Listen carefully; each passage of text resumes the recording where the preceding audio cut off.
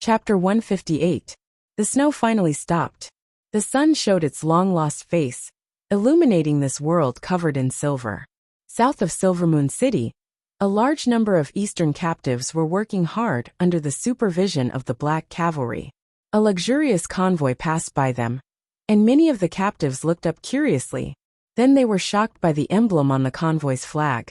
It turned out to be the imperial family. Prince Harrison lifted the curtains and looked out for a while. Then he asked curiously, "Mother, why did they dig such a big hole?" Hearing this, Empress Medela glanced at the scene outside the carriage and sneered. "That's not a pit, it's their grave." Grave? Prince Harrison didn't understand for a moment. But soon he understood what his mother meant, and his little face turned pale with fright. The curtain fell, separating the inside and outside of the carriage into two worlds. "What are you afraid?" Empress Medela lifted the curtain again, leaving her young son with nowhere to hide from the cruel truth. I'm just a little shocked." Prince Harrison tried to explain. "There's nothing to be shocked about. The cruelty of this game lies in this. The winner takes everything, and the loser dies in the grave they dug with their own hands." Prince Harrison calmed down and asked hesitantly, "Forgiveness and mercy, aren't they virtues?" "Yes," Empress Medela nodded, but then she immediately shook her head. "But a qualified lord will only forgive and show mercy to those who submit to him. The Pegasus Legion won't submit to the half-elves or the northern frontier, so they can only die. What's more, there's the blood debt of the Black Cavalry. In this case, if Viscount Angley is soft-hearted towards these eastern captives, then he won't be able to win the loyalty of the Black Cavalry." Prince Harrison shrank back, feeling more and more that this world was abnormally terrifying. Looking at the sweating eastern captives outside the carriage, Prince Harrison was puzzled. Then why don't these eastern captives resist? Because they don't know anything about their own fate, Empress Medela sneered. In fact, how many people know whether or not their current actions are digging a grave for themselves in the future? Dong dong. There was a knock on the door, and a San Lorenzo family knight's voice sounded. "Your Majesty, the Half-Elf Kingdom's welcoming team is already in front." "I understand." Queen Medela lowered the curtain and ruffled Prince Harrison's hair. "No need to pity the losers. As the eldest son of the San Lorenzo family, you should pay more attention to the victors, appease them, rope them in, and win their support." "Yes, Mother." Prince Harrison nodded and adjusted his expression, revealing an innocent smile that a young boy of his age should have. The royal convoy soon arrived at the south gate of Silvermoon City. Amidst the melodious music, Queen Aisha personally stood at the front of the welcoming party. Behind her, Vera and Colin were standing on her left and right respectively. Behind them were a group of half-elf nobles. Under the warm winter sun, the 8 knights of the San Lorenzo family stopped their horses at almost the same time, and stuck the flags in their hands into the ground. Woo! With the sound of a horn, the door of the luxurious carriage in the middle of the convoy slowly opened. Empress Medela and Prince Harrison walked out one after the other. Queen Aisha took a few steps forward and bowed in a standard palace manner. "Your Majesty the Queen, Your Highness the Prince, please allow me to welcome you to Silvermoon City on behalf of the half-elves. Your arrival is a grace to the half-elves, and also a supreme honor for Silvermoon City." Prince Harrison stepped forward slightly cautiously and bowed back. He said in a childish tone, "Beautiful Madam Aisha, thank you for welcoming me." Because the coronation ceremony had not yet taken place, Prince Harrison could not address Aisha as Her Majesty in public, even if she was now the half-elf queen. After that, Prince Harrison looked at Vera, who was behind Queen Aisha, and greeted her in a more cordial tone. "Cousin Vera, I am very happy to see you here." "Your Highness Harrison, I am also very happy to see you here." Vera smiled sweetly. She seemed to like this cute cousin of hers very much. Prince Harrison then turned to look at Colin with undisguised admiration on his little face. "Your Excellency Viscount Angley, I heard from my mother that your riding skills are the best in the northern frontier. If you have time, can you teach me?" Colin blinked and was speechless. When did my riding skills become so good? Why didn't I know about it? However, he certainly could not reject Prince Harrison's request in public. He could only smile and say, "Of course, Your Highness." It would be my honor. All right, let's hurry into the city. I heard that Lady Aisha is pregnant. We can't let her wait in the cold for too long. Empress Medela smiled and stepped forward, interrupting everyone who was chatting. She then naturally took Queen Aisha's arm and led her to her carriage. Harrison, go and catch up with your cousin Vera. Lady Aisha, you can take my carriage. Okay, thank you, Your Highness. Colin looked at Empress Medela, who pulled Queen Aisha away, without any explanation. He frowned slightly but did not say anything. The convoy set off again, and set off for Silvermoon City. In the carriage exclusive to the royal family, Empress Medela and Queen Aisha sat opposite each other. They were like two beautiful roses that were competing to bloom, showing off their beauty to the fullest. Empress Medela looked at Queen Aisha's belly, which had not yet appeared, and suddenly smiled. This is your first child, right? Yes. Queen Aisha lowered her head slightly, looking a little reserved. Then you must be careful. It's easiest to miscarry in the first few months. The Empress' words stunned Queen Aisha. She was a little confused, but she still nodded. Yes, thank you, Your Highness, for the reminder. You're welcome. I'm also a woman, and a mother of 2 children. Naturally, I know how difficult it is to give birth to the next generation. Empress Medela's tone was full of concern. Your Highness, you're not only a woman and a mother, but also a role model for all women in the empire. Queen Aisha always felt that the Empress' concern might have other intentions, so she was always vigilant. How can I be considered a role model? Empress Medela smiled. When I was pregnant with Harrison, I actually rode around.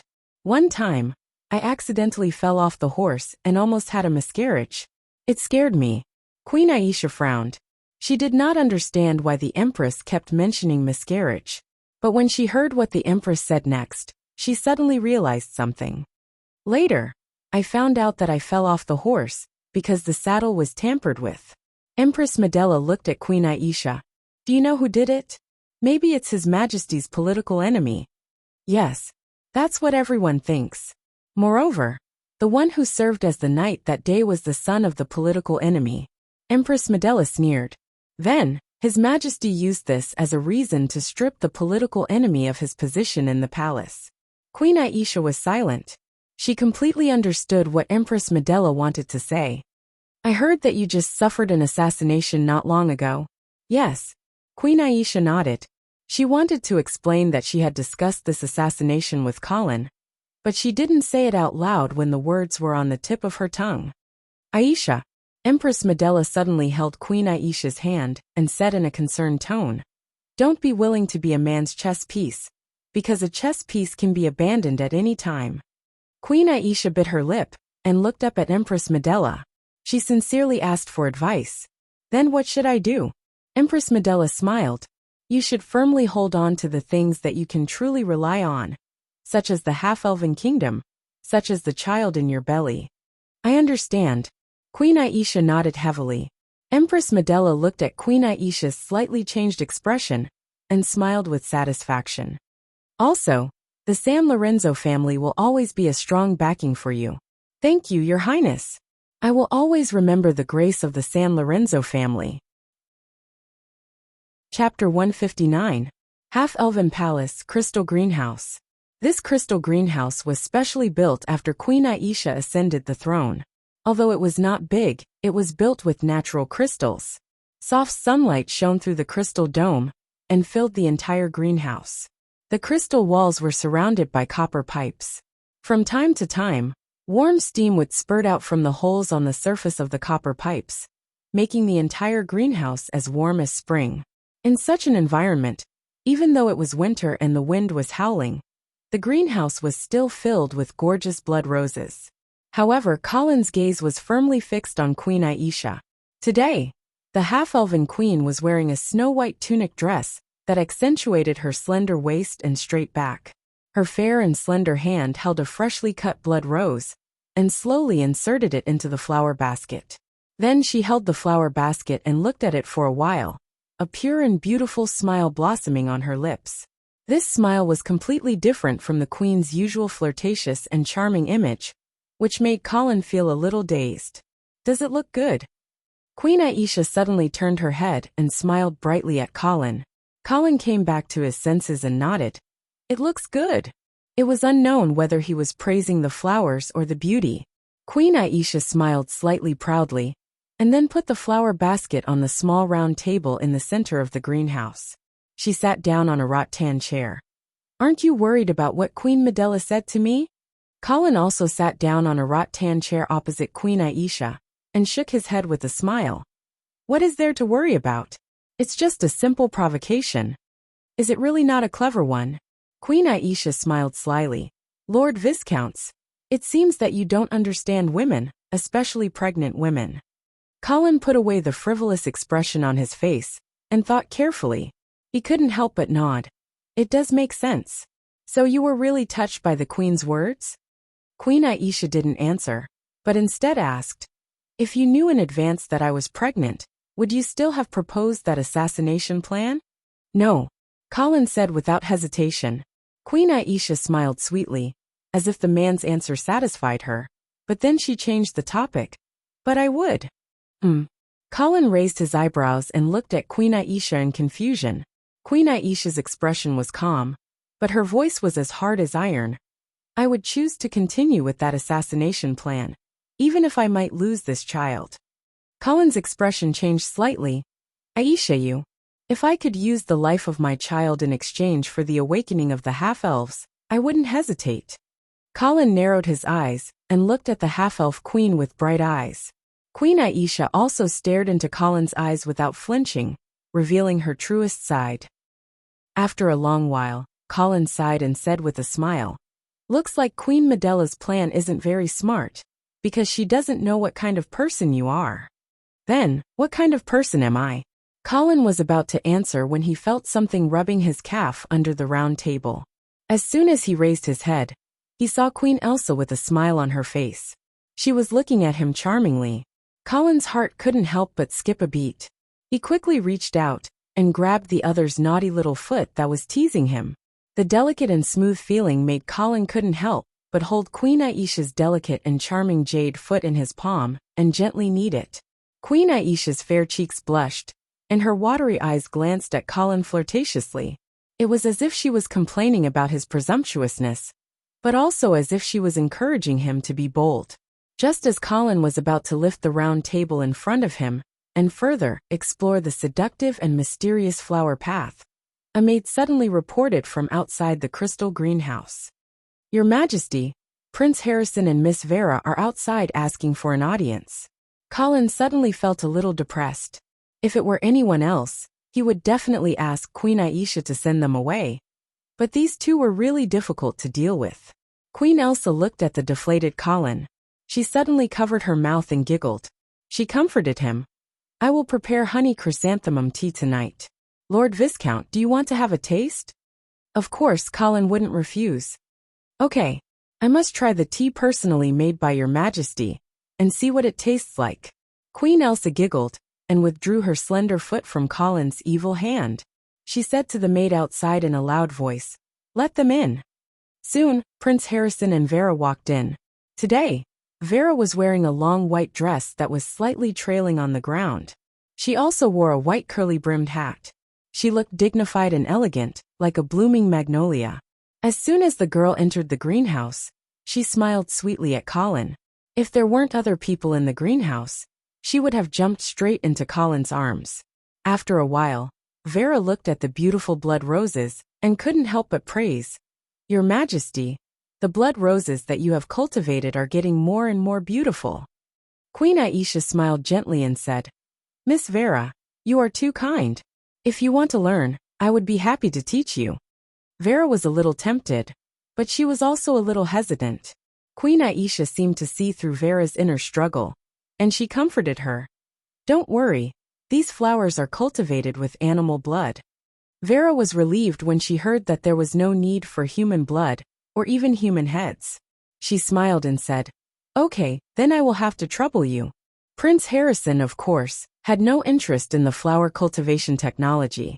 He approached Colin and asked in an admiring tone, Your Excellency Viscount Angley, can you tell me how you defeated the 100,000 soldiers of the Eastern Army with only 8,000 black cavalry soldiers? Colin lowered his head and looked at the eldest prince of the Empire of Light, but there was a trace of annoyance in his heart. After all, Queen Medela had tried to sow discord between him and Queen Elsa. Naturally, Colin hated Prince Harrison, and he didn't like him either. He had long regarded the half-elf kingdom as his own, so how could he allow others to try to intervene? Not even the imperial family of the Empire. Of course, he would not show this disgust. He still had a kind smile on his face and said perfunctorily, "Your Highness, it was the half-elf army that defeated the Eastern army, not the black cavalry soldiers. That is also very powerful. Can you teach me how to command cavalry in battle?" Prince Harrison had a pure and flawless smile on his face, but in Colin's eyes, it seemed a little fake. Colin rolled his eyes and suddenly had a good way to make the San Lorenzo family unhappy. Commanding cavalry in battle is just a small matter. Your Highness, as a prince of the Empire, you should learn more powerful things. Prince Harrison's eyes lit up, and he suddenly became interested. What more powerful things? You will know when you come with me. After that, Colin took Prince Harrison and said goodbye to Queen Aisha and Vera, and then left the crystal greenhouse. Chapter 160. In the howling cold wind, Colin led Prince Harrison to the top of Silvermoon City's city wall. The snow outside the city hadn't melted yet. At this time, it was reflecting the rays of the setting sun, looking particularly gorgeous. Colin pointed at the huge pit outside the city and the Eastern region captives working beside it, and asked, "Your Highness, do you know what the pit I made the Eastern region captives dig is for?" Prince Harrison's eyes turned, and he remembered his mother's warning. He shook his head and said, "I don't know." Colin said in an indifferent tone, "That's their grave." Grave? Prince Harrison's face was full of horror, but the young prince's acting skills were obviously not up to par, and he was immediately seen through by the old senior Colin. However, Colin didn't expose him. Instead, he quietly looked at Prince Harrison, as if he was looking forward to his next performance. Prince Harrison panicked under Colin's gaze. He hurriedly asked, "Your Excellency Viscounts, are you going to bury all these Eastern region captives alive?" Bury them alive? No, that method is too crude. Moreover, with so many captives resisting, it will inevitably cause some damage to the black cavalry. So you have a better way. Yes. Colin smiled mysteriously. This method is what I want to teach you. It's a truly powerful control technique. Prince Harrison was suddenly in a good mood. He looked at Colin with shining eyes, looking forward to his explanation. At this time, there was a sudden commotion outside the city. It seemed that the captives had a conflict with the overseer, and the two sides were confronting each other. At this distance, Prince Harrison couldn't hear what the two sides were arguing about. He could only look at Colin and ask, "Your Excellency Viscounts, do you know why they are arguing?" Colin seemed to know it like the back of his hand. He said indifferently, "Food." Food. Yes. These captives have been working for a day, but they haven't had a meal yet. They must be very hungry now, so they are arguing with the overseer. Prince Harrison nodded, and then asked, "Then, what is the truly powerful controlling technique that you mentioned?" Colin smiled. "Don't worry, Your Highness. Please continue watching." Prince Harrison could only watch patiently. After a period of time, the quarrel outside the city seemed to have finally come to a conclusion. Large pots were carried out one after another, steaming hot steam rising from them, and emitting a tempting fragrance. The captives could not help but cheer, as if they were praising the merciful black cavalry. However, it didn't take long for the quarrel to start again. And this time, the quarrel was even more intense. The captives and the supervisors had even started to fight. Prince Harrison was confused. He asked again, "Your Excellency Viscounts, why are they fighting again?" "Because the captives will find that there is too little food. At most, it will only be enough for half of them." While the two were talking, the conflict outside the city had become more and more intense. The prisoners who had been hungry for a day poured their anger on the supervisors, thinking that they had embezzled the food. More and more people joined the fight. Blood was wantonly splashed on the snow, reflecting the light of the setting sun, creating a strange sense of beauty. Prince Harrison looked at the black cavalry soldiers who were watching from the side, without any intention of stopping the quarrel. He wondered, "Your Excellency Viscounts, why aren't your black cavalry soldiers stopping the riot of the captives?" Colin, however, remained calm and unruffled as he asked, "Why should I stop it? They are rebelling against your will." "No, they are just rebelling against the supervisors." "Even so, don't you care about the supervisors?" "Why should I care?" Colin suddenly showed a strange smile. The supervisors themselves were selected from the captives. So this is just the people of the eastern region killing each other. Prince Harrison was instantly stunned. He opened his mouth, but did not know what to say. Selecting supervisors from the captives would inevitably create a rift among the people of the eastern region. The captives who worked hard would definitely be jealous of their companions, who were selected to be supervisors. This hatred would even surpass their hatred for the black cavalry. This was human nature. Then Colin would deliberately give them less food. The captives would not resent the black cavalry, because they did not dare. But they would transfer this resentment to their former companions. Now the supervisors, thinking that these people were the real culprits who oppressed them. Once this hostility and jealousy broke out, the people of the eastern region would kill each other. There was no need for the black cavalry to do it himself. Prince Harrison suddenly felt that the Viscount Angley next to him was really scary. This method of playing with people's hearts was really terrifying. But it was also very effective. The battle outside the city was coming to an end. Although the supervisors did not need to work, they were stronger, and had some simple weapons in their hands. But the captives had the absolute advantage in numbers, and soon won the battle. Thousands of supervisors' bodies were thrown on the snow, next to the bodies of the captives. Black cavalry did not care about this. As long as the people of the eastern region did not try to break out of the restricted area, they could do whatever they wanted.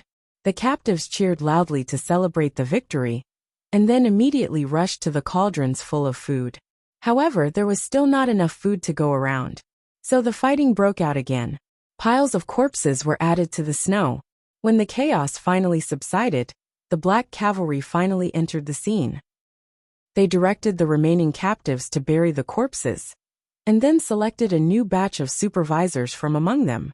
Then the next cycle, Colin looked at Prince Harrison, whose face was constantly changing, and suddenly asked, "Your Highness, look at those supervisors, what do they look like?" Prince Harrison was stunned and puzzled. "What do they look like? Do they look like human nobles?"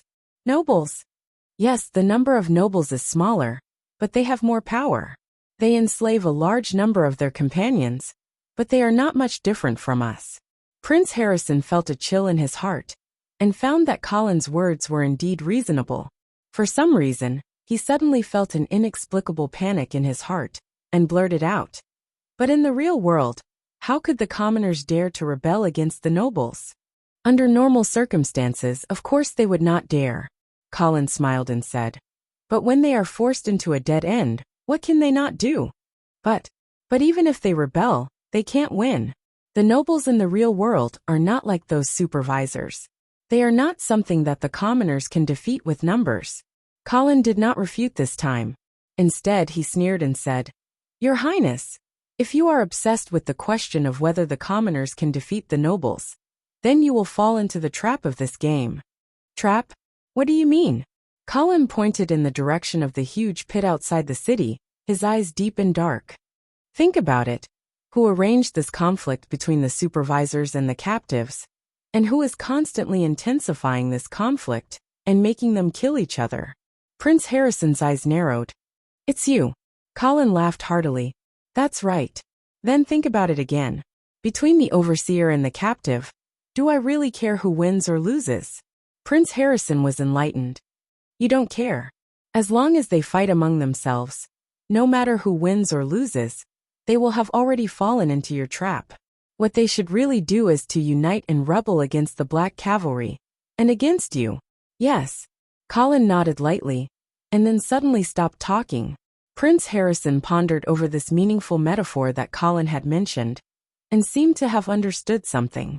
But suddenly he was stunned, because he thought of the two classes that the supervisors and the captives symbolized in the real world, the nobles and the commoners. However, there was another force in this game, Colin and the Black Cavalry.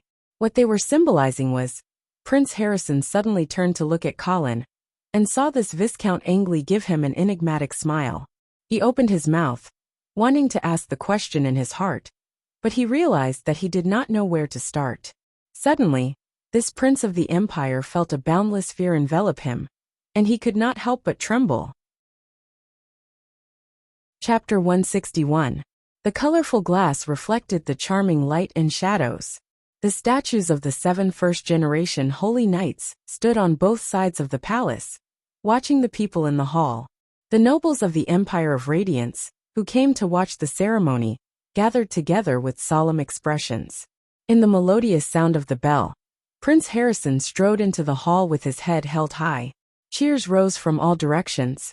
His Holiness Pope Gregory was holding the crown that symbolized the supreme power of the empire.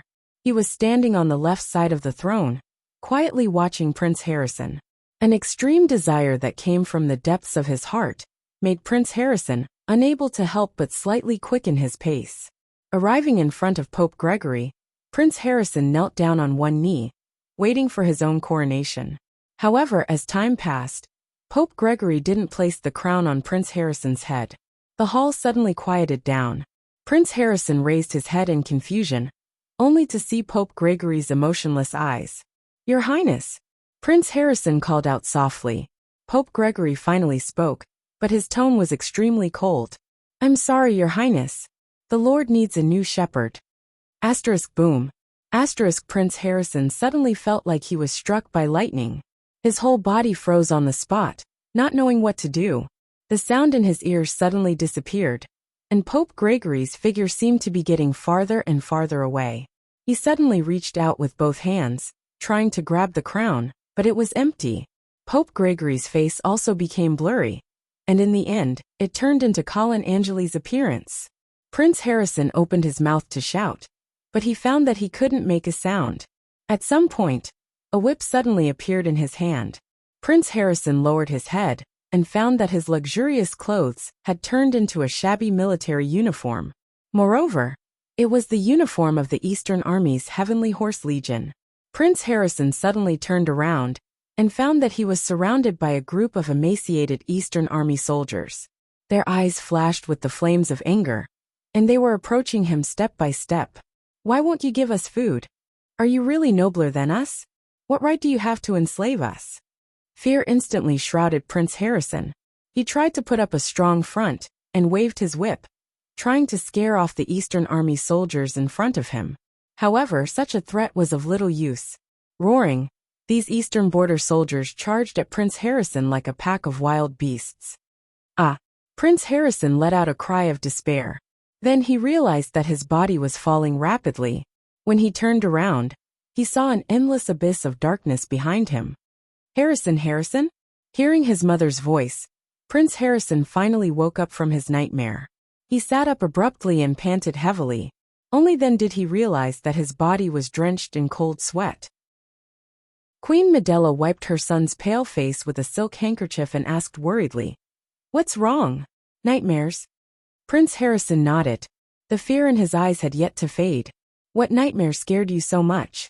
Prince Harrison hesitated for a moment before recounting his nightmare, as well as what Colin had said to him at the top of the city wall. After he finished speaking, Prince Harrison looked at Queen Medela, who was frowning, and asked anxiously, "What's the matter? Mother, are we nobles like those overseers outside Silvery Moon City? Just tools chosen by God to enslave our own kind?" Queen Medela wanted to refute, but for a moment, she found that she could not find a valid reason. After a moment of silence, she suddenly asked, "What do you think?" Prince Harrison struggled for a moment, then gritted his teeth and said, "I think, why does the Emperor of the San Lorenzo family have to accept the Pope's coronation?" Queen Medela sighed in her heart. She suddenly realized that Colin had succeeded. He had successfully provoked Prince Harrison's fear of the church. This should be the other party's revenge. When Queen Medela had tried to sow discord between Queen Aisha and Colin, Colin had returned the favor and successfully sowed discord between Prince Harrison and the church. Looking at her son's pale face and sharp eyes, Queen Medela suddenly felt a headache coming on. The struggle between theocracy and monarchy was nothing new in the history of the Empire of Light. But those emperors who had tried to challenge the authority of the church had all met with tragic ends. Harrison, do you know? There was once an emperor of the San Lorenzo family who had the same idea as you. At his coronation ceremony, he did not invite the Pope, but had his own queen crown him instead. Prince Harrison's eyes lit up, and he hurriedly asked, "What happened after that?" After that, the Pope issued an edict to depose the emperor of his church, and to remove his subjects from their oath of loyalty to him. Prince Harrison immediately became nervous. Could it be that because of the Pope's edict, the subjects of the empire were no longer willing to be loyal to the emperor?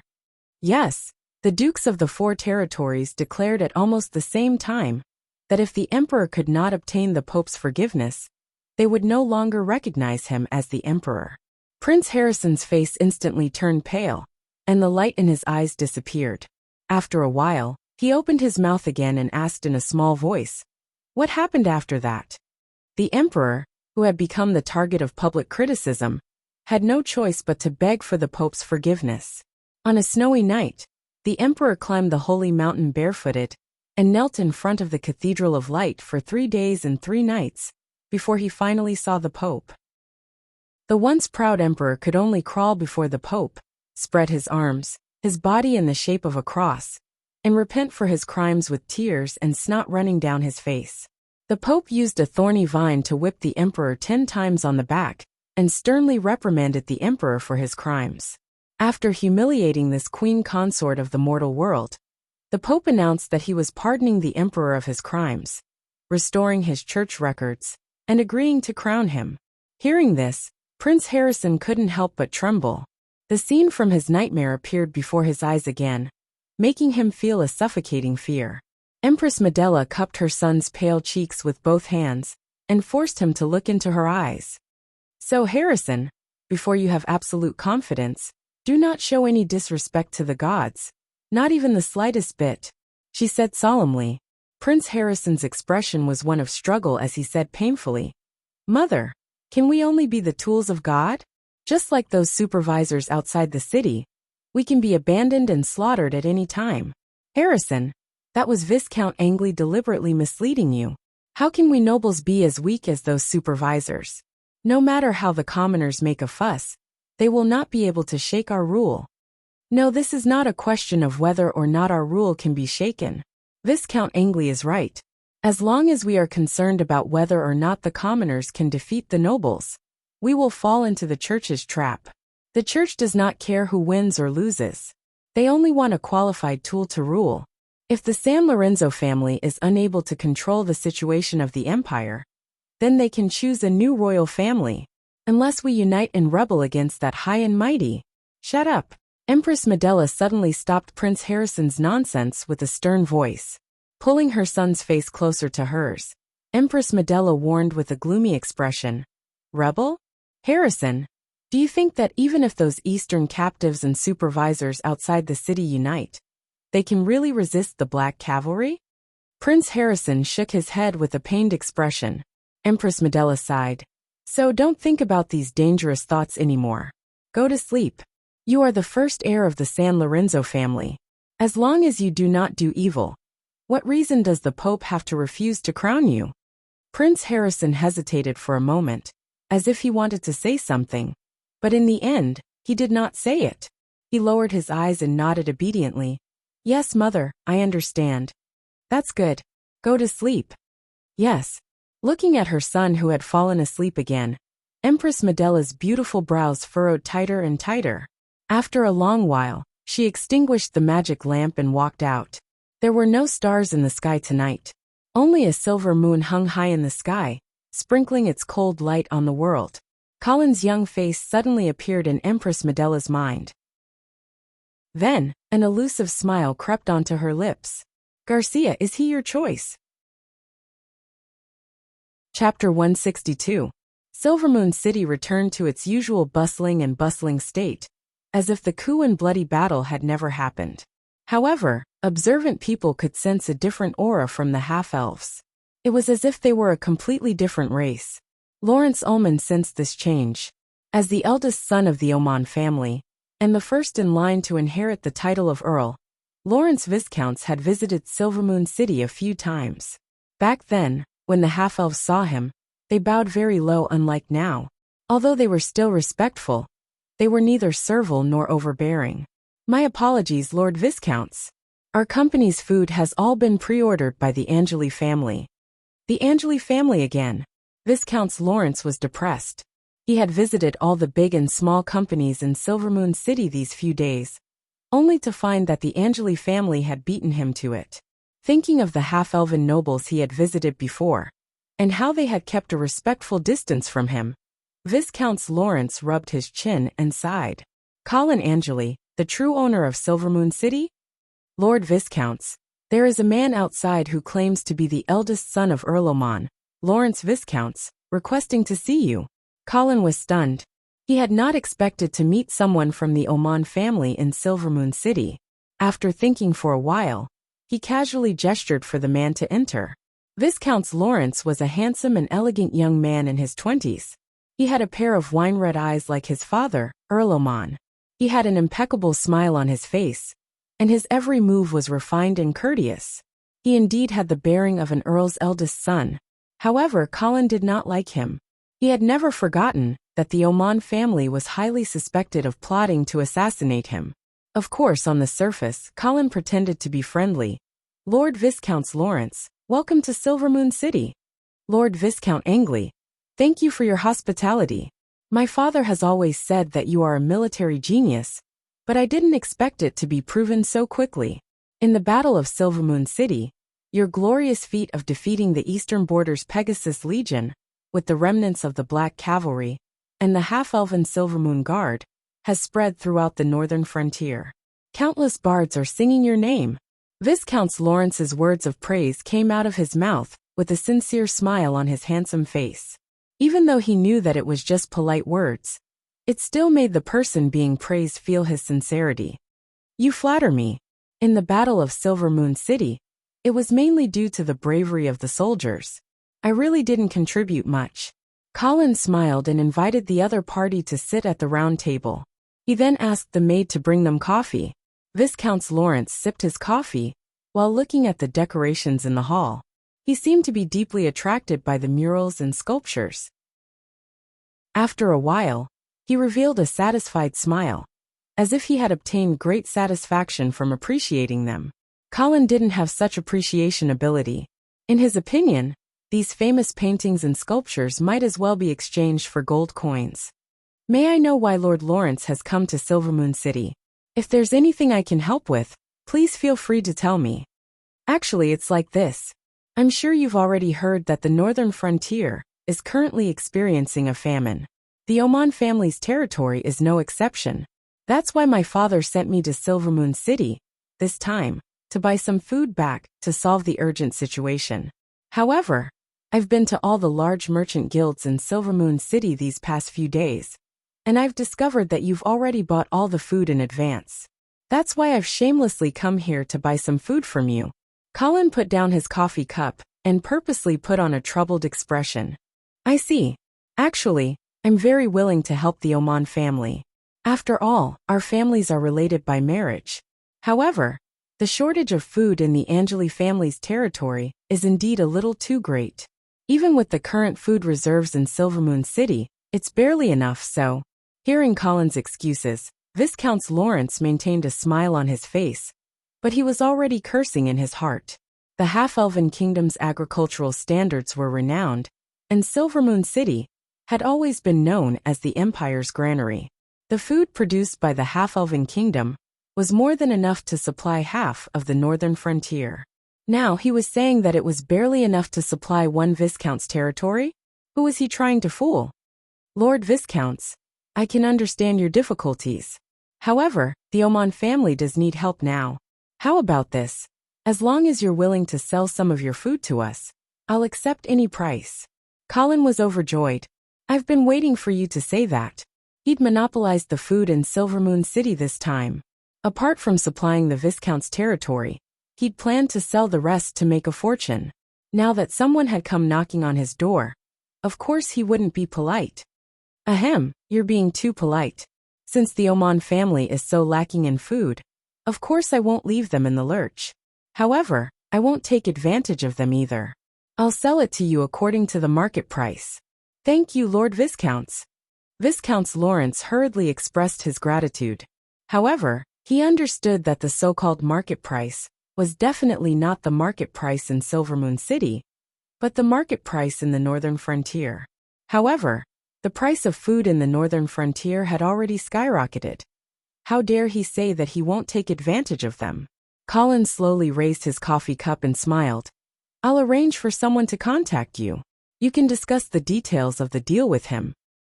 All right.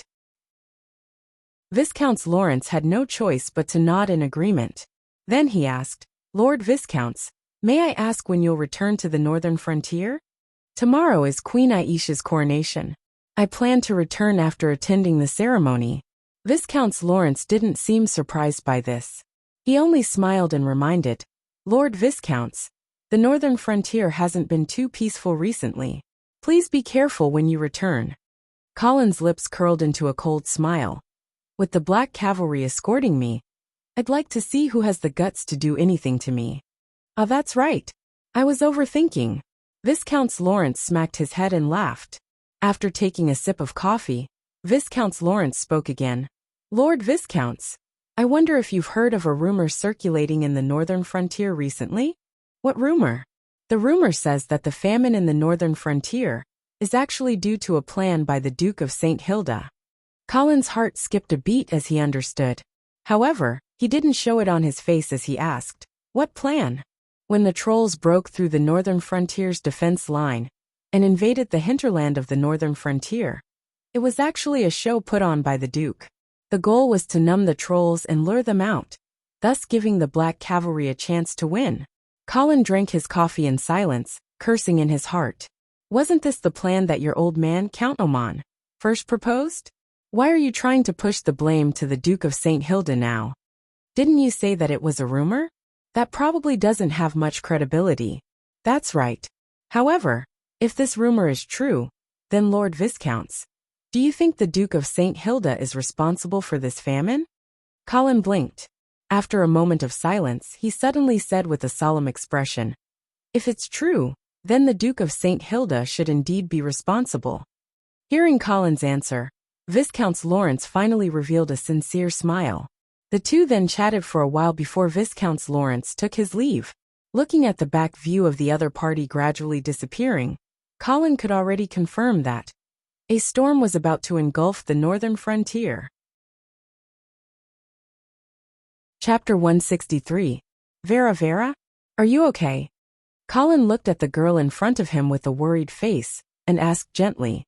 He had just confessed everything to Vera, including the fact that Marquis Garcia was her biological father, the conflict between her adoptive father and her biological father, the reason why the Duke of St. Hilda married her off to the half-elf kingdom, and the possible conspiracy behind it. Because Marquis Garcia was captured in the Shadow Canyon, and the time to return to the northern frontier was just around the corner, Colin could no longer hide these things. He did not want Vera to return to Coldwinter City in a daze, and return to the side of her adoptive father, who harbored evil intentions towards her. As for the ban on Marquis Garcia, he could only say that it was an emergency. He believed that even if he knew about it in the future, he would understand Colin's difficulties. However, such a cruel and ugly reality was still somewhat difficult for Vera to accept. At this time, she was staring at the ground in a daze. Her eyes were completely out of focus, and her body was motionless, as if she had become a sculpture. Colin sighed, held the girl's cold hands, and spoke again. I have already sent an envoy to the eastern region to discuss the matter of Marquis Garcia's redemption with Marquis Vincent. When your biological father returns safely, if you still have any questions, you can ask him personally. Vera still did not speak, and she seemed to be in a daze. Knock knock. Hearing the knocking sound, Colin asked impatiently, what is it? Lord Viscounts, Miss Vera, His Majesty's coronation ceremony is about to begin. Okay, we will be there soon. Colin pinched Vera's chin, turned her gaze to him, and said, I know these things are hard to accept at the moment, but now is not the time to grieve. The northern frontier is about to face a storm, and I must return as soon as possible. And you should return to Icestone City with me. No. Vera finally opened her mouth. Her voice had become extremely hoarse. No. Colin frowned. Do you want to return to Winter Castle? Vera shook her head again. I don't want to go back to the northern frontier now. At the very least, I don't want to go back to the northern frontier until I see my biological father and ask him the whole story. Colin wanted to persuade Vera to stay in Silvermoon City, but on second thought, he felt that it was not a bad idea to let Vera stay in Silvermoon City. All right then. Why don't you stay in Silvermoon City? Queen Aisha will take good care of you. Furthermore, when we exchange prisoners in the future, the location will most likely be between the two territories. You can wait for Marquis Garcia in Silvermoon City.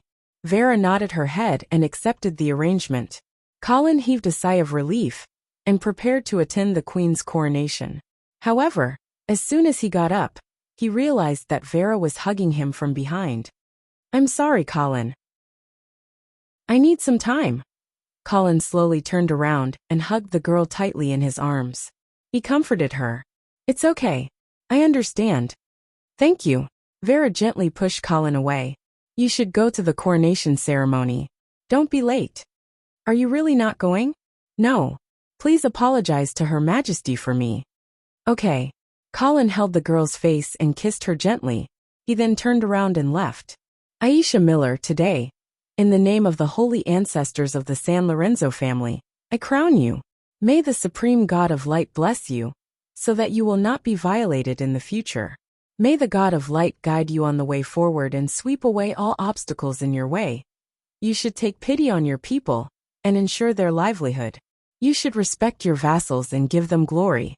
You should protect the reputation of the half-elven kingdom, so that it will not be covered in dust.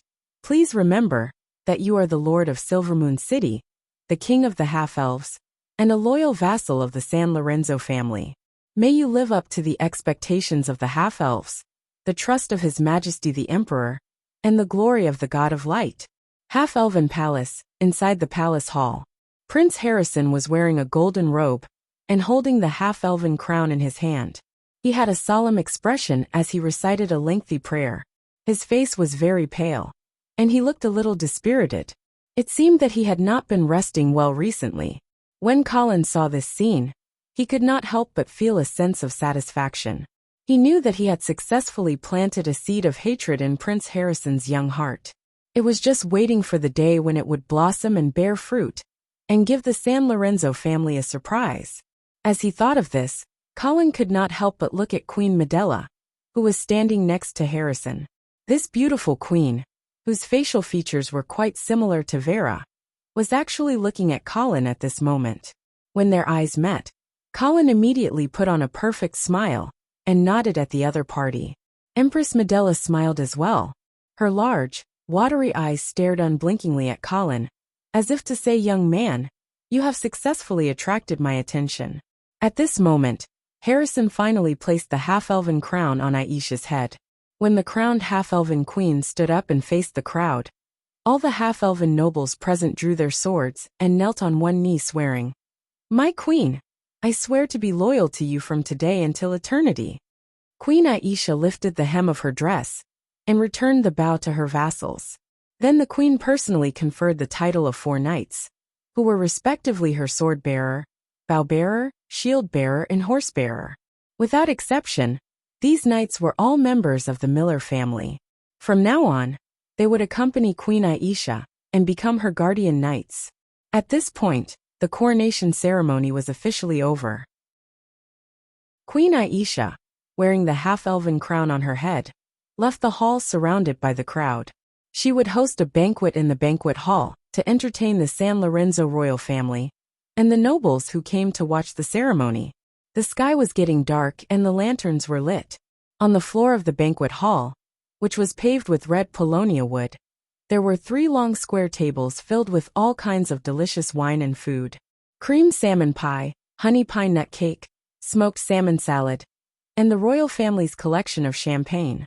Half-elven maids in colorful clothes stood like statues beside the long tables, ready to serve the guests who came to eat at any time. Unfortunately, there were not many guests who came to patronize, and even if they did, it was just a taste. When Colin walked into the hall alone, the banquet had not officially begun. He went straight to the long table, ignored the delicious food on the table, and went straight to his target, the deer blood wine. According to common sense, deer blood wine would not be served on the table in such a formal occasion. But obviously, this bottle of deer blood wine was specially prepared by Queen Aisha. At this time, a mature and lazy voice suddenly sounded. "Sir Viscounts, do you want some lemon?" Colin turned around and saw the main character of today's banquet, Queen Aisha, standing behind him. She wore a fiery red gauze dress and wore a half-elven crown on her golden hair. The bright smile on her face seemed to make the crystal magic lamps dim. "Okay."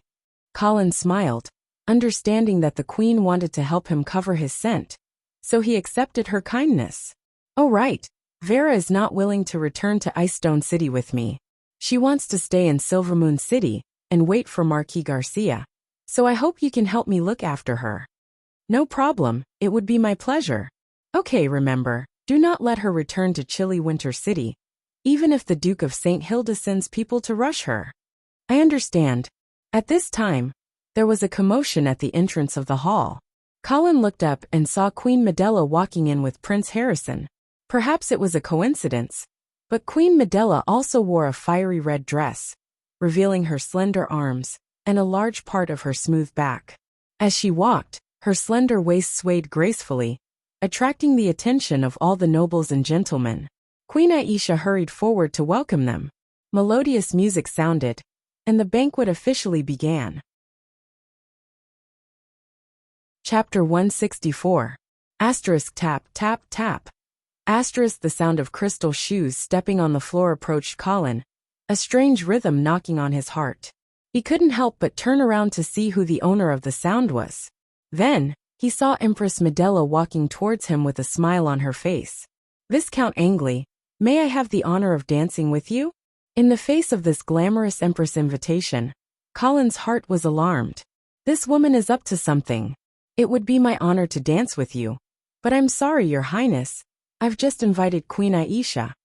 But Queen Medela didn't seem to want to let Colin off so easily. She turned to Queen Aisha and asked with a smile, "Your Highness, may I borrow Viscount Angley for a moment?" "Of course." Queen Aisha could only reply with a smile, at the same time giving Colin a look that said, "Good luck." Colin was speechless. He could only take Queen Medela's hand and walk to the dance floor. The melodious harp accompanied the light bagpipes, playing an elegant and moving movement. Colin stood in the middle of the dance floor, looking into Queen Medela's eyes. He placed his right hand on her smooth back and pulled her into the crook of his arm. Queen Medela had a charming smile on her beautiful face. She narrowed her eyes slightly, allowing Colin to guide her through one dance step after another. Colin and Queen Medela displayed an astonishing tacit understanding in the music, as if they were dance partners who had known each other for many years. They performed the elegance of the court dance to the extreme, pleasing to the eye. Under the admiring gazes of the crowd, Queen Medela suddenly whispered, "Viscount Angley, thank you for teaching Harrison." "You're too polite, Your Highness. This is what I should do," Colin replied in a manner that was neither servile nor overbearing. Colin was no longer the powerless son of a baron, who could only go with the flow. With the power he now had, he didn't even need to bow and scrape in front of the queen. Moreover, this matter was instigated by the queen in the first place. Colin had to give her a warning and counterattack. Otherwise, she would definitely try to encroach on the half-elven kingdom that Colin regarded as his exclusive property. Hearing Colin's reply, Queen Medela didn't get angry. Instead, a perfect smile bloomed on her face. In that instant, the queen revealed a soul-stirring temptation that stunned the noble youths in the hall.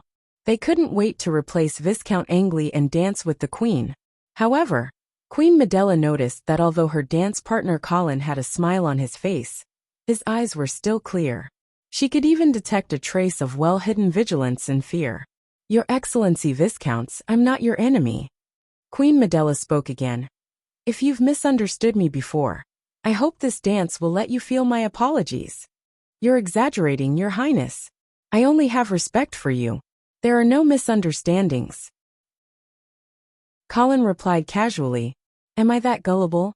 Queen Medela stuck her chest out and pressed her entire upper body against Colin's. The distance between the two had already exceeded the limits of a normal ballroom dance. Colin shuddered and almost stepped on the wrong rhythm. Then, he heard Queen Medela whisper in his ear like a lover. Viscount Angley, I'm serious. Your teaching of Harrison is actually very much to my liking. To tell you the truth, that's the fate of the San Lorenzo family for 1,000 years. Even if you didn't teach him, I would have done it sooner or later. So, my thanks are sincere. Furthermore, if everything you've said to Harrison is true, then we're actually natural allies. Colin couldn't help but tilt his head slightly and look at Queen Medela in his arms. A pair of dazzling and enchanting eyes seemed to have a soul-stirring charm. Colin almost couldn't help but indulge in them. Your Highness, I don't quite understand what you're saying. Seeing that Colin was still deliberately playing dumb, Queen Medela giggled. Colin. Queen Medela breathed into Colin's ear, and the way she addressed him became exceptionally intimate. Actually, the power of this alliance is far beyond your imagination. Think about it carefully. When you understand it one day, you can come to me. Colin blinked and continued to play dumb. He cursed again in his heart. Am I that gullible? You want me to work for you with just a few words? Seeing that Colin didn't respond, Queen Medela wasn't discouraged. Instead, she smiled again and said, As a thank you, I'll give you a little secret. Please speak. Colin finally spoke. He wanted to see what other tricks the queen could play. The sword that my brother gave you, do you know its origin? The Blade of Judgment? Colin's heart skipped a beat. He nodded and said, Yes, I know a little about it. It said that it was originally the sword of Duke St. Theon. Then you know what happened to the St. Theon family? Yes, I heard that they were exterminated. The smile on Queen Medela's face suddenly became unfathomable. How could a paladin family be so easily severed? Oh! Colin raised an eyebrow, but he wasn't too surprised. Then do you know where they are now? Queen Medela didn't answer. Seeing this, Colin didn't pursue the matter. In fact, he wasn't very interested in this family. If he wasn't given the Blade of Judgment, Colin wouldn't have interacted with them at all. After a moment of silence, Queen Medela suddenly tilted her head and looked in the direction of Queen Aisha. She smiled and said, Someone is trying to court your little lover. Colin looked over and saw Queen Aisha talking to a young man. The young man was none other than Lawrence Oman, who had visited Colin the day before. Colin smiled and denied. Your Highness, you must have misunderstood something. How could Her Majesty be my lover? Queen Medela smiled charmingly, obviously not believing Colin's denial. However, she didn't continue on this topic. Instead, she changed the topic. Are the people of the Oman family very annoying? Your Highness, my sister married into the Oman family. Colin wouldn't admit that he hated the Oman family. Is that so? Sorry, but I just don't like them, especially those red eyes. Queen Medela seemed to mention it casually. Just like the St. Theon family back then, it makes people panic. Colin's heart skipped a beat as he said in surprise. The St. Theon family also has red pupils. That's right.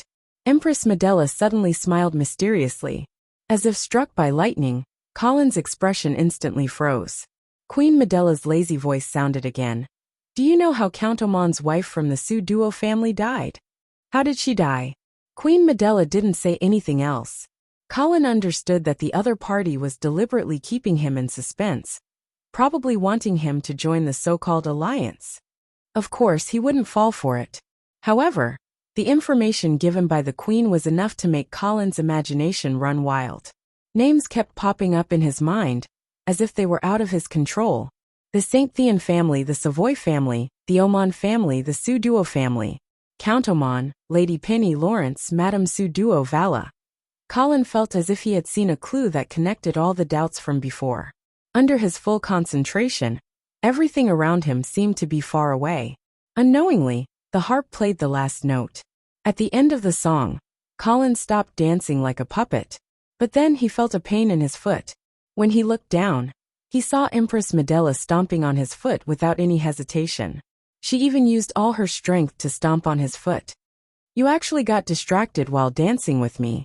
Viscount Angley, you're too rude. Colin grimaced in pain and hurriedly apologized to the Queen before sending her back to the side of the stage. Then he smiled and greeted Viscount Lawrence, who was beside Queen Aisha. Your Excellency Viscount Lawrence, we meet again. Chapter 165. Brass Town, located southwest of Icestone City, got its name from a brass vein buried underground. There weren't many locals in the town, and most of them were slaves who worked in the mines. But now, these slaves who were supposed to be exploited in the dark mines were leisurely wandering the streets, as if they were free people. If they weren't so weak and skinny, they would be no different from free people. The reason for this situation wasn't because the mine owners suddenly found their conscience and decided to give the slaves a vacation, but because the mine owners had all run away. They had no choice but to run. If they didn't run, they would lose their lives.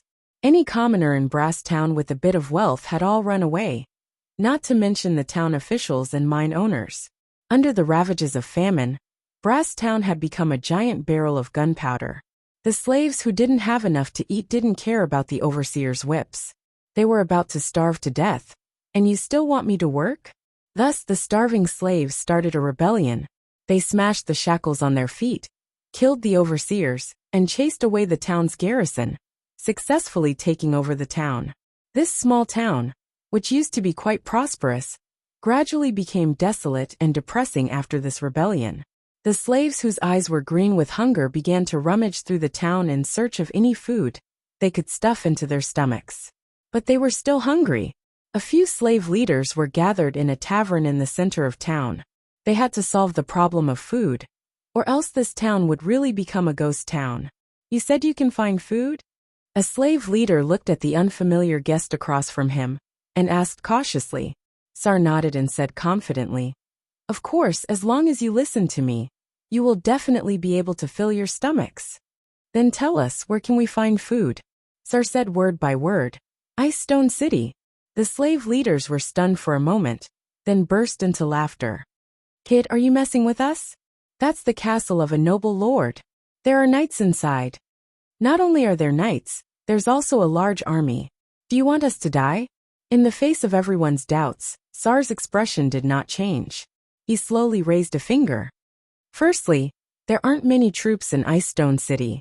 Most of the Angeli family's private army had already been buried in the Sky Ice Plains, and the rest were brought to Silvermoon City by Viscount Angley. Although we have recruited a new batch of soldiers, their combat strength is very weak. Without waiting for the slave leaders to refute, Sar raised another finger. Secondly, Viscount Angley is currently not in the city. Of the 3 knights in the city, 1 followed him to Silvermoon City, and 1 has already gone to Ice Lake Town to quell the rebellion there. Only 1 knight remains in Icestone City. The slave leaders looked at each other and seemed to be moved. A smug smile appeared on Sar's face as he raised another finger. Third, I've already contacted the slaves in the city. They will start a rebellion tomorrow night. So what are you afraid of? This time, the slave leaders were even more restless as they began to whisper to each other. In the end, one of the slave leaders suddenly questioned Sar. Why should we believe you? Sar spread his hands. Do you have any other choice? Either stay in Brass Town and gnaw on oars, or follow me to Icestone City and take a gamble. These words finally caused the expressions of most of the slave leaders to change. A flame called ambition was ignited in their eyes. After a fierce debate, the slave leaders finally came to a consensus. All right, we'll go with you. The faint light of dawn slowly shone from the east, slowly tearing apart the darkness that enveloped the land bit by bit. The hazy light shone on the snow on the ground, sparkling and translucent. The slaves of Brass Town had already gathered in the wilderness north of the town before dawn. They were about to faint from hunger, and could not wait to head to the place their leaders had promised them, a place filled with food. Sar looked at the 5,000 slaves gathered behind him, his heart full of ambition. Like a real general, he pointed in the direction of Icestone City and loudly ordered, "Advance!" Unfortunately, The slave's weak replies made his performance seem a bit comical. However, this little bit of awkwardness was unable to extinguish the flames of ambition rising in Tsar's heart. He was like a real leader, leading his own army towards glory and victory.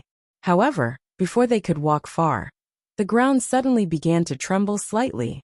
The grass began to sway, and translucent dewdrops dripped down, finally sinking into the soil. The trembling of the ground grew stronger and stronger. Even the grass snapped and fell helplessly, sticking tightly to the ground. Tap, tap, tap. It was as if spring thunder had exploded the ground, or as if a flood was surging forth. The withered grass and shattered gravel on the ground began to tremble, as if boiling water was boiling. The continuous sound of hooves came from afar, as if the earth was about to be torn apart. Tsar abruptly turned his head and saw countless black shadows suddenly appear in the east, instantly filling up the ground without a single gap. The weather changed, and even the sun that had just risen was covered by the black flag. The dense horde of cavalry swept towards the slave rebel army in Brasstown with an aura that could topple mountains and overturn the seas. The tall warhorses did not care about the existence of the grass and gravel at all, galloping on the ground that was still covered in a thin layer of snow. The snow that had yet to melt shattered under the hooves of the horses, emitting a dazzling light under the sun. Woo, an ear-piercing bugle sounded. That was the order to attack. In that instant, Tsar felt as if he had fallen into an ice cave. His mind was blank, and he stood stupidly on the spot, as if he had become an ice sculpture. His past ambitions, unwillingness, dreams, and the beautiful figure buried in the depths of his memories melted like snow in front of this apocalyptic cavalry charge. It's the leader's army. Run! In front of this kind of attack, the slave rebel army did not even dare to think of resisting, and they scattered in a hubbub. However, this kind of action was no different from suicide. Even if the slaves were given 2 more legs, they would not be able to outrun the charging cavalry. Kill! Countless cavalry roared, and like wolves in a flock of sheep, they charged into the slave rebel army and began a bloody massacre. Blood flowed freely, and heads flew everywhere. In front of the unstoppable force of the black cavalry, the 5,000 rebel slaves were no different from 5,000 pigs. Colin casually chopped down a rebel soldier who was stunned on the spot, as if he had been scared silly by the charge of the black cavalry. Isn't this the filial son? Sneering in his heart, Colin did not have the slightest intention of stopping, and he urged his horse forward. It was as if he had just casually crushed an ant. Chapter 166. The rebellion in Icestone City was brought forward. The rebellion that was originally planned to start in the evening broke out near noon. The reason was very simple. Even laughable, the slaves couldn't stand the hunger anymore. It was a fool's dream to make these starving slaves follow the plan strictly. Looking at the granary in front of them, how could the slaves hold back? They directly rushed up, throwing the plan of their leaders out of the window. As the battle cries rang out, the slaves gathered in the other granaries in the city decided to go all out. They directly tore off their masks and rushed up to steal the food. Steal the food, not give it out. The disorderly slaves made the word steal the food filled with the smell of blood. Countless starving slaves madly rushed into the granary, wanting to get some food out. However, the slaves who carried the food out were immediately surrounded and robbed by their companions, who rushed in from behind. In the end, they started fighting among themselves. Countless slaves fell, and countless more squeezed in. Hysteria drowned their minds. There was no need for the city defense army to move. The granary became a battlefield for the slaves to kill each other. No one could peacefully steal the food from inside. The precious food was scattered on the ground, trampled on by the slaves, and even stained with blood. Some clever slaves saw that they couldn't charge into the granary, so they turned around and killed their way into the homes of the commoners. Thus, the screams of men and the cries of women and children rang out. These slaves formed groups and wandered around the city, burning, killing, robbing, and committing all kinds of crimes, as if they were venting the anger that had accumulated in the past. The city defense army, under the leadership of the Knight of Charles, urgently moved out. However, Icestone City was indeed in its weakest state right now. The Angeli family's army had already suffered heavy losses in the war with the trolls at the beginning of the year, and most of the veterans had been taken by the Knight of Rigo to Silvermoon City to support Colin. A few days ago, Baron Raymond led a group of troops to suppress the rebellion in Ice Lake Town. Currently, the Knight of Charles only had less than 2,000 regular soldiers, and they were all new recruits. In addition, there were 3,000 reserve soldiers. But at this time, whether it was the new recruits or the reserves, they all had to go to the battlefield, or else Ice Stone City would definitely be destroyed by the slave rebellion. Fortunately, although there were many slaves, their ability to organize. Forget it, they were not organized at all. They were a group of lunatics who only wanted to grab food to eat. The Knight of Seal first arranged for a large number of troops to guard the Red Castle, then sent troops to occupy the 4 city gates, locking the slave rebels in the city. Finally, he sent a small group of troops to the city to maintain order, killing any rebels who caused trouble in the city. However, he deliberately did not send a single soldier to the granaries in the city. That was because Xiara understood that these granaries were the key points of the rebel army. Once they sent troops there, it would be a chaotic and bloody battle. The city defense army, which was already weak, would definitely suffer heavy losses. Therefore, after discussing with Butler Aemon, Knight Charles decided to give up on the granary and stabilize the situation in the city first. As for the food that had been wasted, they could only give up on it. However, Butler Aemon told him that Viscount Angley was already on his way back and had brought back a large amount of food from Silvery Moon City. Now that the food in the city had been wasted, it was fine. The Knight of Seal's strategy was proven to be very successful. By nightfall, the situation in Ice Stone City had basically stabilized. The rebel army scattered in the city had basically been eliminated, leaving only a few granaries in chaos. At this time, a faint muffled sound began to ring, and the ground began to tremble slightly. The Knight of Seal could not be more familiar with this. This was a sign that the cavalry army was about to arrive. He immediately rushed to the top of the city wall and looked towards the east of the city. There was a cloud of dust that did not settle for a long time. Then, a black line appeared on the horizon and quickly spread out. Under the illumination of the sunset, it was as if a divine weapon had descended from the heavens. The Knight of Seal's eyes instantly reddened, because he saw the black flag that had haunted his dreams, as well as the extremely familiar black armor, and the black warhorse black cavalry. "Open the city gates!" The Knight of Seal roared as he ordered. With a creak, the east city gates immediately opened. In the blink of an eye, the charging vanguard of the black cavalry charged into Ice Stone City through the open city gates. "Cavalry, the cavalry is here!"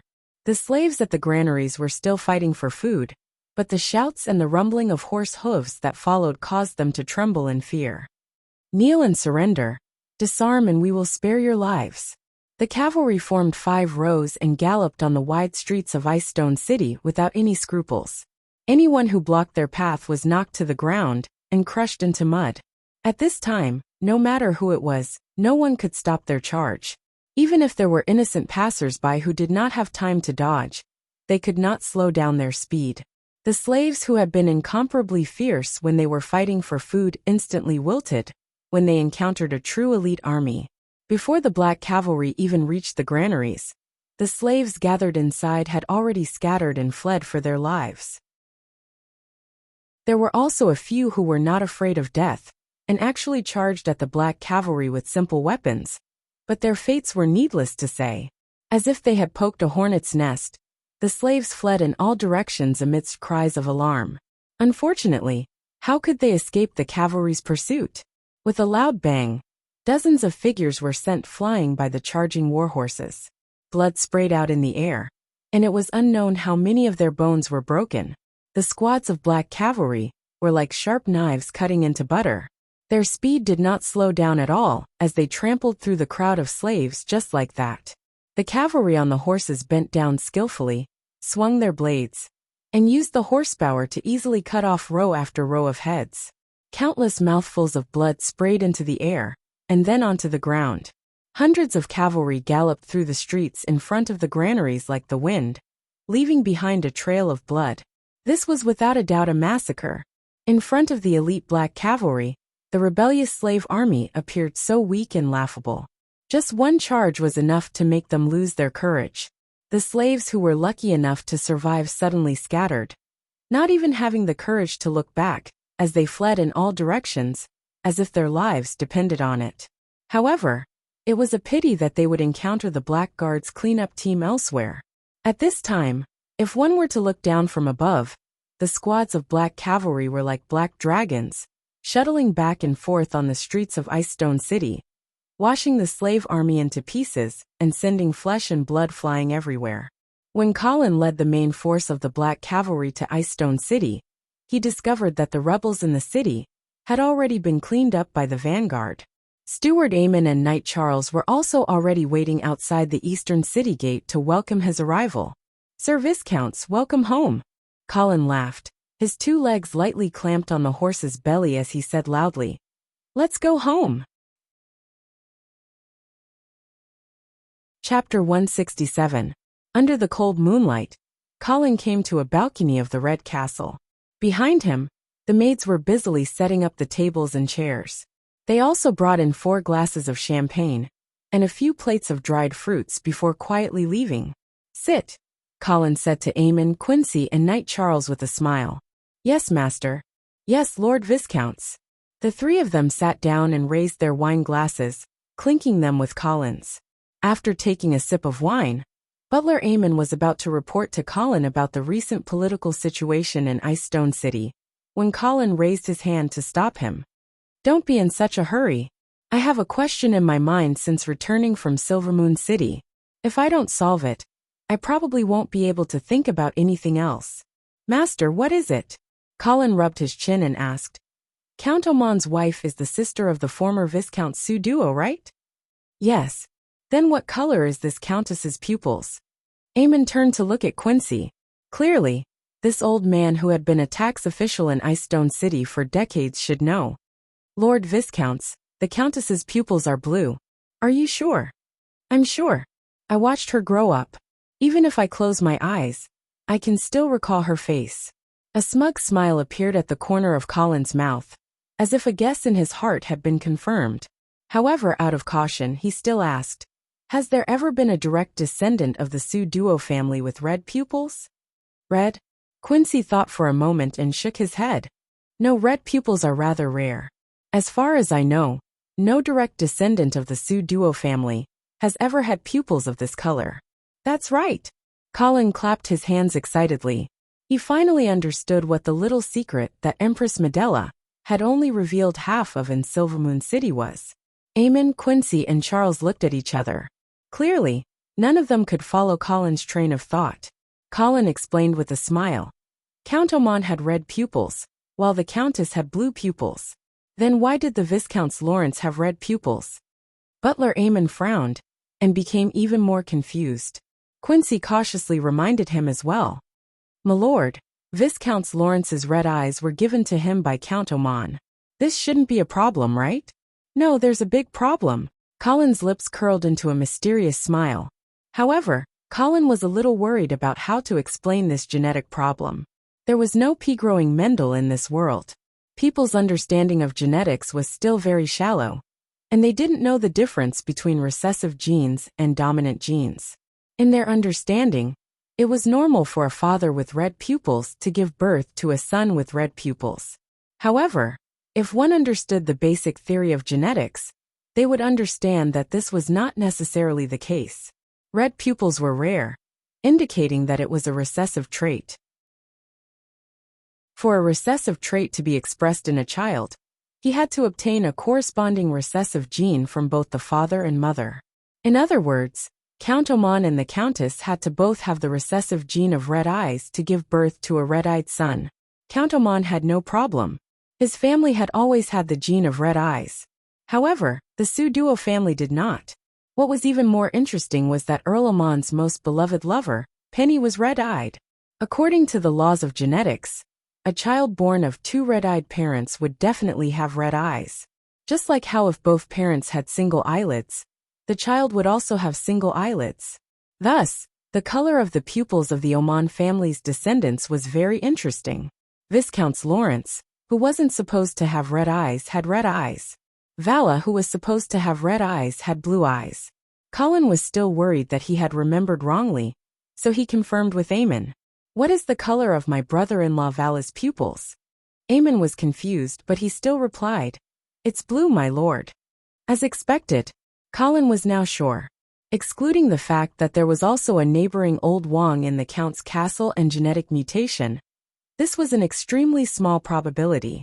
According to the laws of genetics, and the pupils of the Count's descendants, Vala, the illegitimate child, was actually the child of Count Oman and the Countess. Lawrence, on the other hand, should be the child of Count Oman and his lover Penny. Then why did Count Oman raise his son as an illegitimate child, while the illegitimate child was treated as the first heir to his title? There was only one explanation for this behavior that defied common sense. Penny's identity was probably even nobler than the Countess of the Su Duo family. Combined with what Queen Medela had said, the St. Thean family that should have been cut off also had the red-eye gene. Then the truth of the matter was not hard to guess.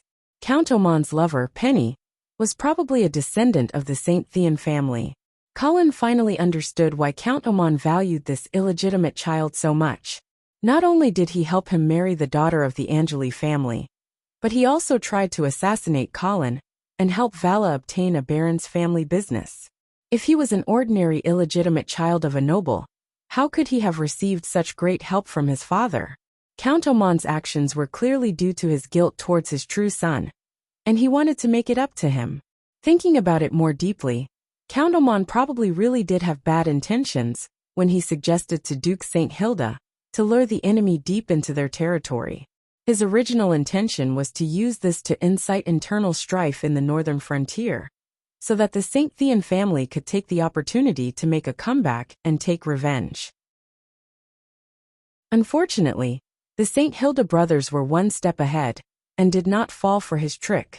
The current coup in Silvery Moon City, as well as the current rebellion in the northern frontier, probably had something to do with the St. Thean family. Colin had been suspicious about who had arranged for the Pegasus Legion to ambush the Black Cavalry in the shadowy canyon. The Duke of St. Hilda could not have done this, but the St. Thean family could. 300 years ago, it was the Dukes of the North who led the army to defeat the main forces of the St. Thean family, thus opening the curtains to the decline of this paladin family. With the unerasable hatred between them and the House of St. Hilda, it was not difficult to gain the trust of the eastern region. Thus, it could be inferred that the coup in Silvery Moon City was related to the St. Thean family. For example, the Savoy family might have been a pawn of the St. Thean family. If one thought back to the time when the Savoy family fell, they would find that it was after the St. Thean family lost their power. Thus, the relationship between the two families was definitely not simple. The more Colin thought about it, the more he felt that his conjecture was not far from the truth. The only thing he was not sure about was what role the Duke of St. Hilda had played in this series of conspiracies. No matter how he looked at it, Colin did not think that he was a person who had been fooled by the St. Thean family. Since Queen Medela knew that the St. Thean family was hiding in the dark, there was no reason that her brother, the Duke of St. Hilda, did not know. Come to think of it, in the first conspiracy of the St. Thean family against the northern frontier, the Duke of St. Hilda was actually the one who had benefited the most. In the second conspiracy, the Duke of St. Hilda did not lose too much. Although the destruction of the Black Cavalry had greatly reduced the military strength of the northern frontier, it had also helped him completely eliminate the internal threats. The Duke of St. Hilda had deliberately hidden his sanctuary-level strength in order to stabilize the current situation. As long as he could continue to stabilize the situation, perhaps he would still be the one who had the last laugh this time. Of course, the St. Thean family would definitely not let the Duke of St. Hilda have his way so easily. The northern frontier was bound to be turbulent. Thinking of this, Colin suddenly asked, "By the way, do any of you remember what the St. Thean family emblem is?" Quincy thought for a moment and answered, "My lord, it's the colorful tiger." Chapter 168. My lord, What you said seems to make some sense. Steward Eamon chose his words carefully. However, the hesitation in his eyes made Colin understand that it was unrealistic for these people, who didn't understand the basic principles of genetics, to understand the complicated relationships among the descendants of the Aldman family. Eamon, if you have the time, you can plant some peas and see if 2 short-stem peas can produce taller ones. Then, you'll understand why I'm so sure that Vala isn't Count Aldman's illegitimate child. Yes, my lord. Eamon respectfully noted this down. He was truly prepared to study it in the future. As for the things I just said, whether you believe it or not, bury them in your hearts for now and don't spread it out. The development of the northern frontier should prove my conjecture. Yes. Colin raised his cup again and drank with his 3 retainers before saying, All right, now you can tell me about the fief situation. Yes, my lord. Eamon cleared his throat, and then began to report to Colin about the development of the Viscount's fief. In the 4 months since Colin left, the fief's finances had recovered slightly from the disaster caused by the Trolls' invasion. However, due to the recent food crisis, the situation was still not optimistic. Fortunately, Colin had brought back a large amount of food from Silvery Moon City this time, so the situation would probably change soon. Ice Stone City's lowering taxes to attract trade was very successful. More and more merchants were now using Ice Stone City as a transit point for border trade. With Colin's current influence in Silvery Moon City, there would be even more half-elf merchants coming to Ice Stone City in the future. Therefore, the #1 trading city on the border that Quincy spoke of seemed to be taking shape. Of course, this kind of distant water couldn't put out a nearby fire. Currently, the Angeli family's finances could only be supported by the loans from the Tulip Merchant Guild. However, after taking control of the rich half-elf kingdom, as long as Colin didn't immediately start a war of aggression, then Queen Aisha would be able to support him. This was the benefit of keeping a rich woman. That's right, Colin felt that he was the one supporting Queen Aisha, not the other way around. After all, Queen Aisha's throne was won by Colin, so there was nothing wrong with it. After talking about the economy, it was time to talk about the military. The 3,000 infantrymen trained by Baron Raymond are already capable of fighting, but the 1,000 cavalrymen trained by Knight Charles are still lacking. Of course, it wouldn't be a problem for them to deal with the slave rebellion, but if they had to go to the battlefield to deal with the regular army, it would be difficult. However, the 6,000 black cavalry that Colin brought back this time could completely change the military strength of the Angeli family. In addition to the half-elven Silver Moon Guard that could be deployed at any time, Colin had now become a military force that could not be ignored in the north of the Empire. Especially in the current chaotic situation, Colin's weight was even more important. Eamon, send someone to Winter City and help me ask the Duke of St. Hilda to marry Miss Vera. Master, it would be more appropriate for you to personally go to Winter City for this kind of thing. Eamon hesitated for a moment before persuading him. But I can't leave. Now that the northern frontier is full of rebellions, it is more appropriate for me to stay in Ice Stone City. Besides, I have already personally asked the Duke once at Lion's Roar Castle, but the Duke didn't agree. Now that I am bringing up the old matter again, even if I am not present, it is not too rude. Eamon thought for a moment, and felt that what Colin said was reasonable, so he didn't insist. All right, Master, I will arrange it. Colin nodded in satisfaction. He wouldn't go to Winter City personally at this time. Other than having to stay in Ice Stone City, he was also worried that he would be schemed against by the scheming Duke.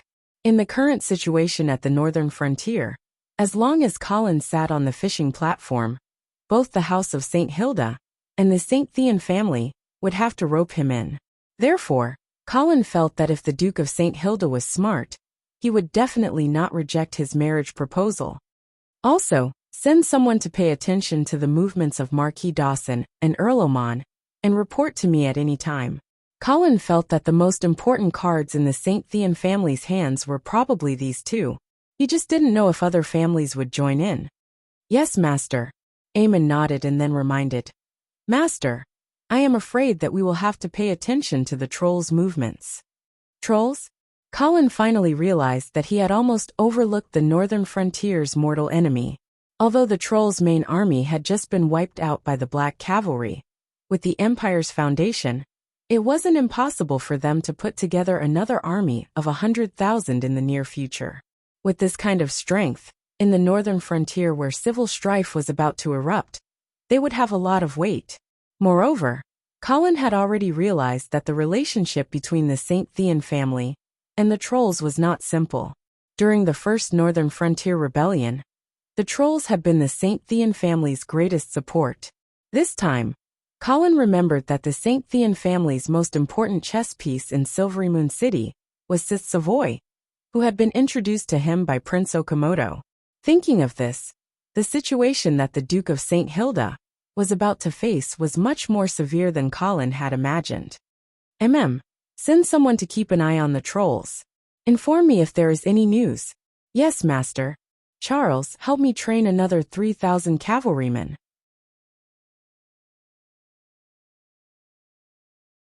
Chapter 169. White Dew Castle was located in White Dew City. This might seem like nonsense, but behind it was a bloody history. The original capital of the eastern region was Fragrance City, famous for producing all kinds of precious spices. Over time, even the whole city was influenced by the fragrance. It wasn't just the smell of spices, but the fragrance of hundreds of years of history. Bards used to describe it like this: even if Fragrance City disappeared from the world, you could still smell its fragrance on the map. However, no one would have thought that this overflowing praise would actually become a prophecy. Fragrance City, the capital of spices, was finally completely wiped out from the world by 10 sixth-step mages' forbidden spell, Falling Stars. All that was left was a huge pit that had now turned into a lake, and a faint fragrance on the map. Fortunately, the eastern region's house of St. Prospero's castle, White Dew Castle, was built outside Fragrance City, so it was able to escape that catastrophe. However, some people believed that the reason why the mages chose Fragrance City to be destroyed was because White Dew Castle wasn't in the city. The mages hoped to use this to show their strength to the nobles of the empire, so that they would be afraid. They didn't want to destroy a paladin family and completely intensify the conflict between the two sides. In short, since then, the House of St. Prospero and the Mage Parliament finally reached an agreement not to interfere with each other and not to invade each other. Fragrance City was destroyed, but life still went on. Through this incident, the people of the eastern region finally realized one thing: it was safer to follow the nobles. Therefore, when the eastern region rebuilt its capital, the new city decisively surrounded White Dew Castle, and even changed its name to White Dew City. In fact, the people of the eastern region didn't have much military achievements. A mage city was enough to make them helpless. If it weren't for the fact that the eastern region was bordered by the elves who also hated war, perhaps this area wouldn't have belonged to the Radiant Empire. Although the military was weak, the eastern region's artistic attainments were quite high. Even the elves who hadn't completely retreated to the depths of the Radiant Moon Forest thought that the eastern region's people were the most noble and elegant of the human race. The White Dew Castle, located in the center of the White Dew City, was also the architectural masterpiece that the eastern region was most proud of. The dome, which was inlaid with white jade, was spotlessly white and flawless. Even in the moonless night, it would emit a cold light, as if the palace of the gods had descended to the mortal world. In the middle of the square in front of the castle, a huge white horse statue was spreading its wings, as if it was going to soar into the sky in the next second. This was the emblem of the House of St. Prospero, a pure white Pegasus. As night fell, a bonfire was lit in the square. Hundreds of Eastern knights dressed in pure white armor surrounded the sculpture. They all looked solemn as they held their swords and bowed their heads in prayer. Below the statue, a woman in a white priest robe was leading the knights in prayer. Her voice was dreamy, yet solemn and dignified. The glory of the Lord is everywhere. It will lead the souls of the deceased back to his temple. Rest in peace, fearless warriors. The priestess looked to be in her 40s, but she was still charming. The holy radiance that enveloped her gave her a strange charm. At the end of her prayer, A middle-aged man in a duke's robe strode into the square. He was the master of the eastern region, the Duke of St. Prospero. The Duke of the eastern region came to the front of the priestess, put his left hand on his chest, bowed and said, "May the grace of the Lord of Glory last forever. May the souls of the deceased warriors rest in peace." His voice was soft with a hint of hoarseness, but it was very infectious. After the Duke of the eastern region finished speaking, he raised his head, and his face instantly became stiff. He pulled out his sword from his waist, raised it over his head, and pointed it at the sky. "But their will be inherited, and their hatred will be remembered by us." Clang! In a series of sounds of swords being pulled out, the knights gathered in the square followed the example of the Duke of St. Prospero. They raised their swords to the sky and shouted in unison, "Inherit the will. Remember the hatred."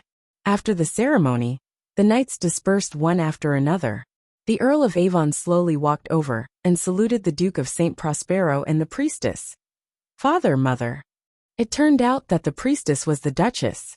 The Duke of St. Prospero looked at his second son and said in a cold tone, "What? Are you also here to help the Viscounts of Austin?" The Earl of Avon rolled his eyes and smiled. "I'm actually here to help my brother." "What do you mean? Your brother is still a prisoner of the Angeli family. What's the use of you coming to me?" The Earl of Avon didn't directly answer the question, but instead said, "Father, the Viscounts of Austin has been kneeling in White Dew Castle for 3 days and 3 nights, and he hasn't eaten a drop of water. If this goes on, even with the body of a 4th-grade knight, I'm afraid he won't be able to hold on." "Humph. You sympathize with him? Then who will sympathize with the 200,000 soldiers of the Pegasus Legion?" "No, father, I don't sympathize with the Viscounts of Austin. It's just that if the Deputy Viscounts of Austin kneels to death in White Dew Castle, then as the commander, what punishment will Marquis Vincent receive?" The Duke of St. Prospero raised an eyebrow and snorted, "You're really here to plead for your brother?" The Earl of Avon chuckled and persuaded, "Yes, father. If you're not willing to forgive the Viscounts of Austin now, then when you redeem my brother in the future, what reason will you have to forgive him?" The Duke of St. Prospero said unhappily, "Why do you think I'll forgive that trash Vincent?" "Oh, you don't intend to forgive my brother? That's great." The Earl of Avon clapped his hands and shouted even more excitedly, "Then when can I inherit my brother's title of Marquis?" "In your dreams." The Duke of St. Prospero glared and said angrily, but the Earl of Avon wasn't frightened at all. Instead, he asked with a shocked expression, "It can't be, father. If you don't pass the title of Marquis to me, who do you intend to pass it to? It can't be Anna, right? With that silly look of hers, are you really going to hand the Eastern region to her?" The Duke of St. Prospero was so angry that he was panting heavily. His right hand gripped the hilt of his sword tightly, as if he was going to slash his worrisome son in the next second. "All right, stop arguing." The Duchess stood up at the right time to smooth things over. "Evan, you're not allowed to speak to your father in such a tone in the future, and you're not allowed to slander your brother or sister." "Yes, mother." The Earl of Avon shrank his head back. It seemed that he was more in awe of this kind mother, who spoke in a calm and unhurried manner. Then, the Duchess turned to look at her husband. "You too, are you going to draw your sword against your own child? And that Viscounts of Austin, don't let him die in White Dew Castle. That will tarnish your reputation." "I know." The Duke of St. Prospero sighed and strode into the castle, but after taking a few steps, he saw that the Earl of Avon didn't follow, so he turned back and ordered, "Hurry up, I have something to ask you." "Yes, father." Chapter 170. Stand up, Viscounts Austin. "Yes, your grace." Viscounts Austin struggled to stand up, but after kneeling in the snow for 3 days, his legs were completely numb. He tried several times but failed. In the end, he finally stood up with the help of the Earl of Avon. The Duke of St. Prospero did not show any sympathy or pity. He glanced at the two of them indifferently, and then walked into the castle first. "Sit." "Thank you, your grace." Viscounts Austin, whose legs were trembling and could not stand properly, hurriedly sat down as if he had been pardoned. However, in front of the Duke of St. Prospero, He still did not dare to lean against the back of the chair, and only sat down halfway. I was going to kill you for sending my 200,000 soldiers to their deaths. Viscount Austen trembled when he heard this, but the Duke's next words made him sigh in relief. However, in consideration of the Austen family's hundreds of years of loyalty, I have decided to spare your life.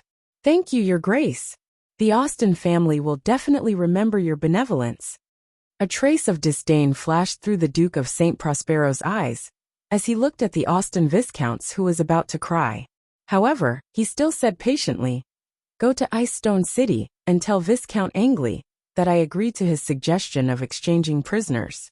Use Garcia to exchange for Vincent."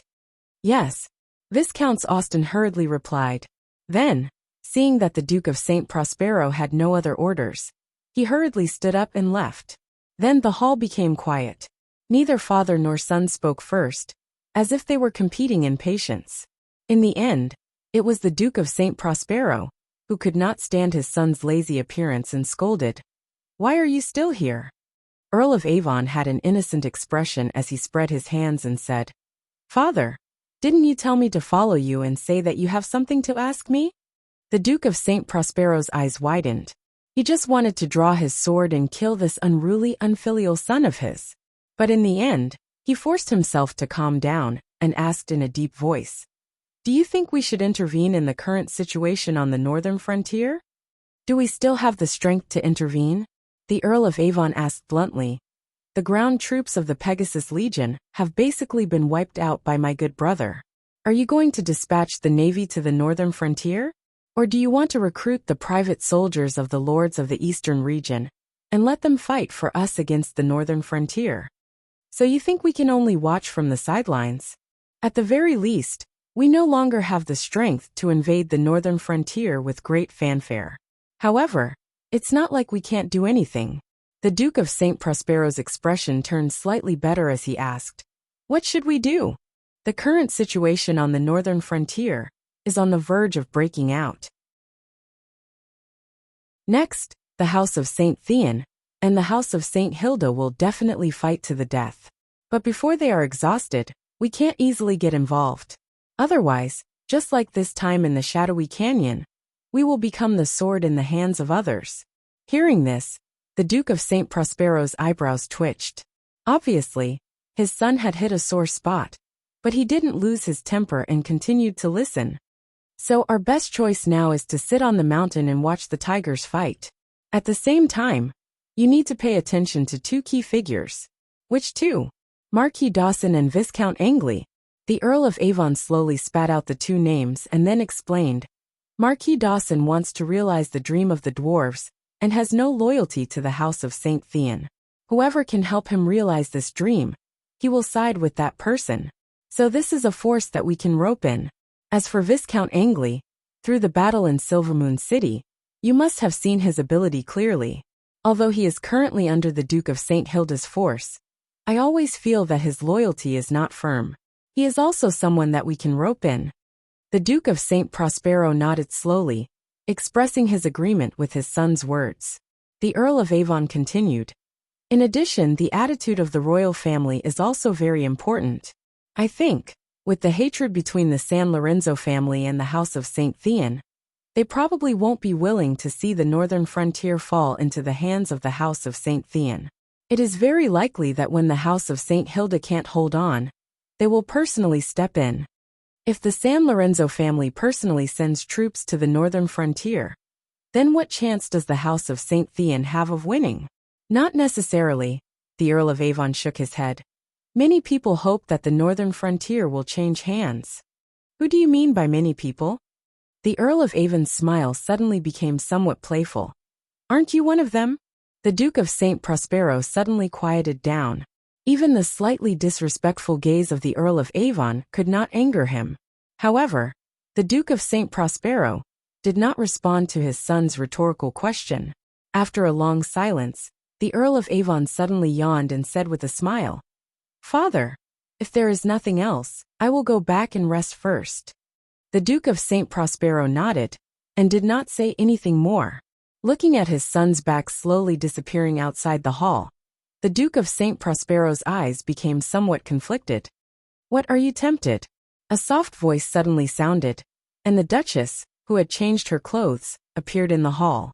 The Duke of St. Prospero seemed to understand what his wife was talking about. He sighed and shook his head. Evan is indeed smart, but, to become the Lord of the Eastern region, intelligence alone is not enough. Not to mention, the Duchess stepped forward and gently rubbed her husband's shoulders, softly saying, "Are you worried about the lords of the Eastern region?" "Yes. Vincent has been the Marquis of the Eastern region for so long, and I have been training him as the first successor. So many lords of the Eastern region have already placed their bets on him. If I cripple him now, those lords may not have the guts, right?" "Humph. Those who did not place a heavy bet are of course indifferent. But Earl Hall, he married his most precious daughter to Vincent. And Earl Bruggen, you know how much financial support his Chamber of Commerce has provided to Vincent.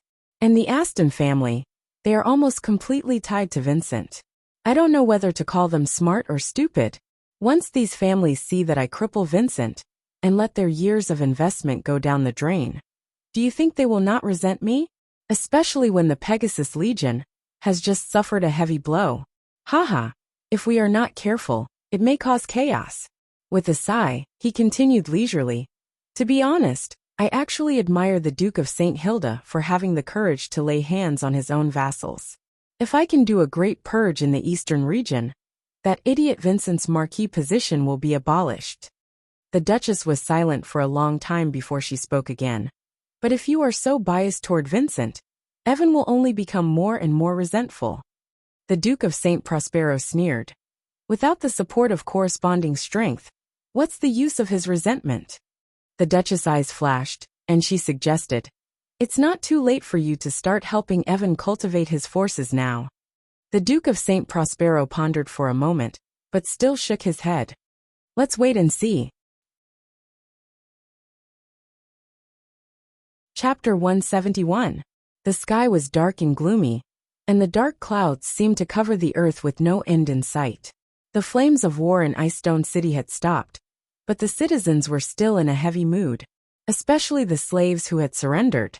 They were shackled again and crouched at the foot of the city walls, shivering, their hearts filled with despair. "Hey, Cripple, do you think the Lord wants to starve us to death?" The slave named Cripple scratched his head and mumbled, "How would I know? Do you even need to think about it?" Another slave said weakly as he lay on the ground, "The city is already lacking food. Why would the Lord waste food on us? Then are we just going to wait for death? What else? Do you still want to fight your way out?" The slave who asked the question couldn't help but tremble. He seemed to have recalled the terrifying scene of the black cavalry charging, and instantly shut his mouth. The aura of despair grew stronger. The aura of death emitted from the slaves had even attracted a few vultures circling in the air. They were silently waiting for the upcoming feast. Cripple was still a bit unwilling. He was still young and didn't want to die yet. Looking at the patrolling soldiers, he hesitated for a moment before finally gathering his courage. But just as he struggled to stand up and was about to walk towards the soldiers, he suddenly saw the city gate not far away open. Amidst the clattering of horse hooves, a large caravan slowly drove into Icestone City. Cripple didn't care about the caravan. He only cared about food. Sir. Are you calling me?" The soldier looked at Cripple, who was continuously approaching, his right hand gripping the hilt of his sword as he said cautiously, "Stay where you are. Don't come any closer." Yes. What do you want?" "Sir, I'm really starving. Can you give me some food?" Cripple bowed and begged. "I'm very strong. I can help you. I can do anything." "Don't worry. I'll arrange for you to work later." "Then is there food?" "Yes, as long as you're willing to work, there will be." "Really?" Cripple still couldn't believe that such a good thing could actually happen. "Why would I lie to you?" The soldier waved his hand impatiently. "Go back and stay there." Lame Leg didn't go back. Instead, he asked nervously, Sir, isn't there a shortage of food in the city? Why are you giving us food?" The soldier pointed at the caravan that was entering the city. "Do you know what those caravans are carrying?" The lame man shook his head stupidly. "Food," the soldier said proudly. Sir Lord brought back a large amount of food from the half-elf kingdom, which is enough for you to eat. Really? The cripple's eyes lit up, and his whole body trembled with excitement. The soldier didn't want to deal with this annoying slave anymore. He waved his hand and told him to hurry back. The crippled man immediately knelt on the ground and kowtowed in the direction of the Red Fort. "Thank you, my lord. Praise you, my lord." His strange behavior also aroused the curiosity of the other slaves, who gathered around to inquire. Then, the cripple told the other slaves the good news he had just received. Soon this news spread like the plague. More and more slaves began to imitate the cripple, kowtowing on the ground and praising their benevolent lord.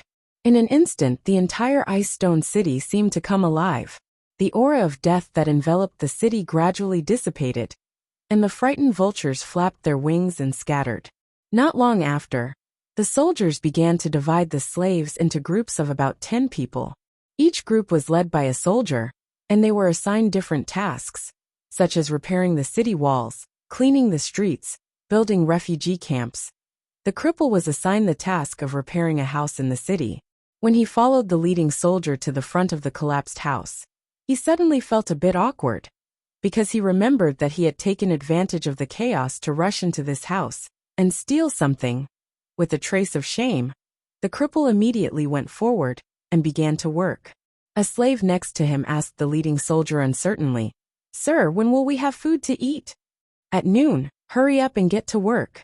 Okay. When the slaves heard that there was food, they ignored their hunger and exhaustion and immediately got to work. It was finally noon. The cripple, who was already exhausted, squeezed into the long line of slaves and walked towards the place where they received food. After walking for who knows how long, he finally smelled a faint meaty aroma. Gulp. For a moment, the sound of saliva being swallowed rose and fell.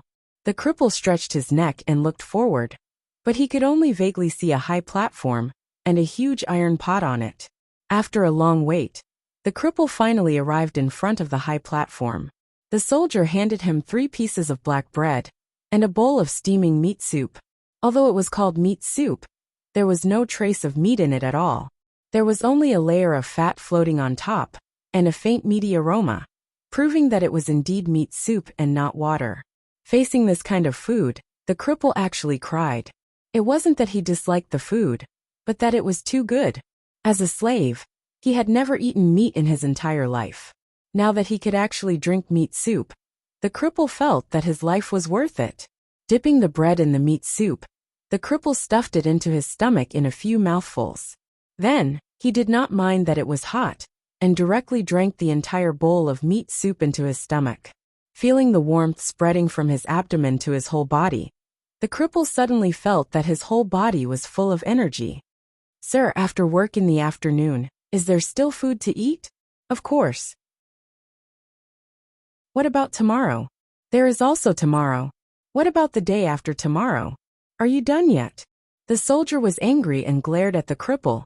"As long as you work for the Lord, you will naturally have food to eat." The cripple did not know what to say at the moment. In his heart, the Lord seemed to be on the same level as the God of Light. "There is not only food." The soldier gathered all the slaves in his group and explained, "There are also points." "Points." The slaves looked at each other, completely clueless as to what this meant. "Points can they be eaten?" the cripple asked with trepidation. The soldier sneered and shook his head.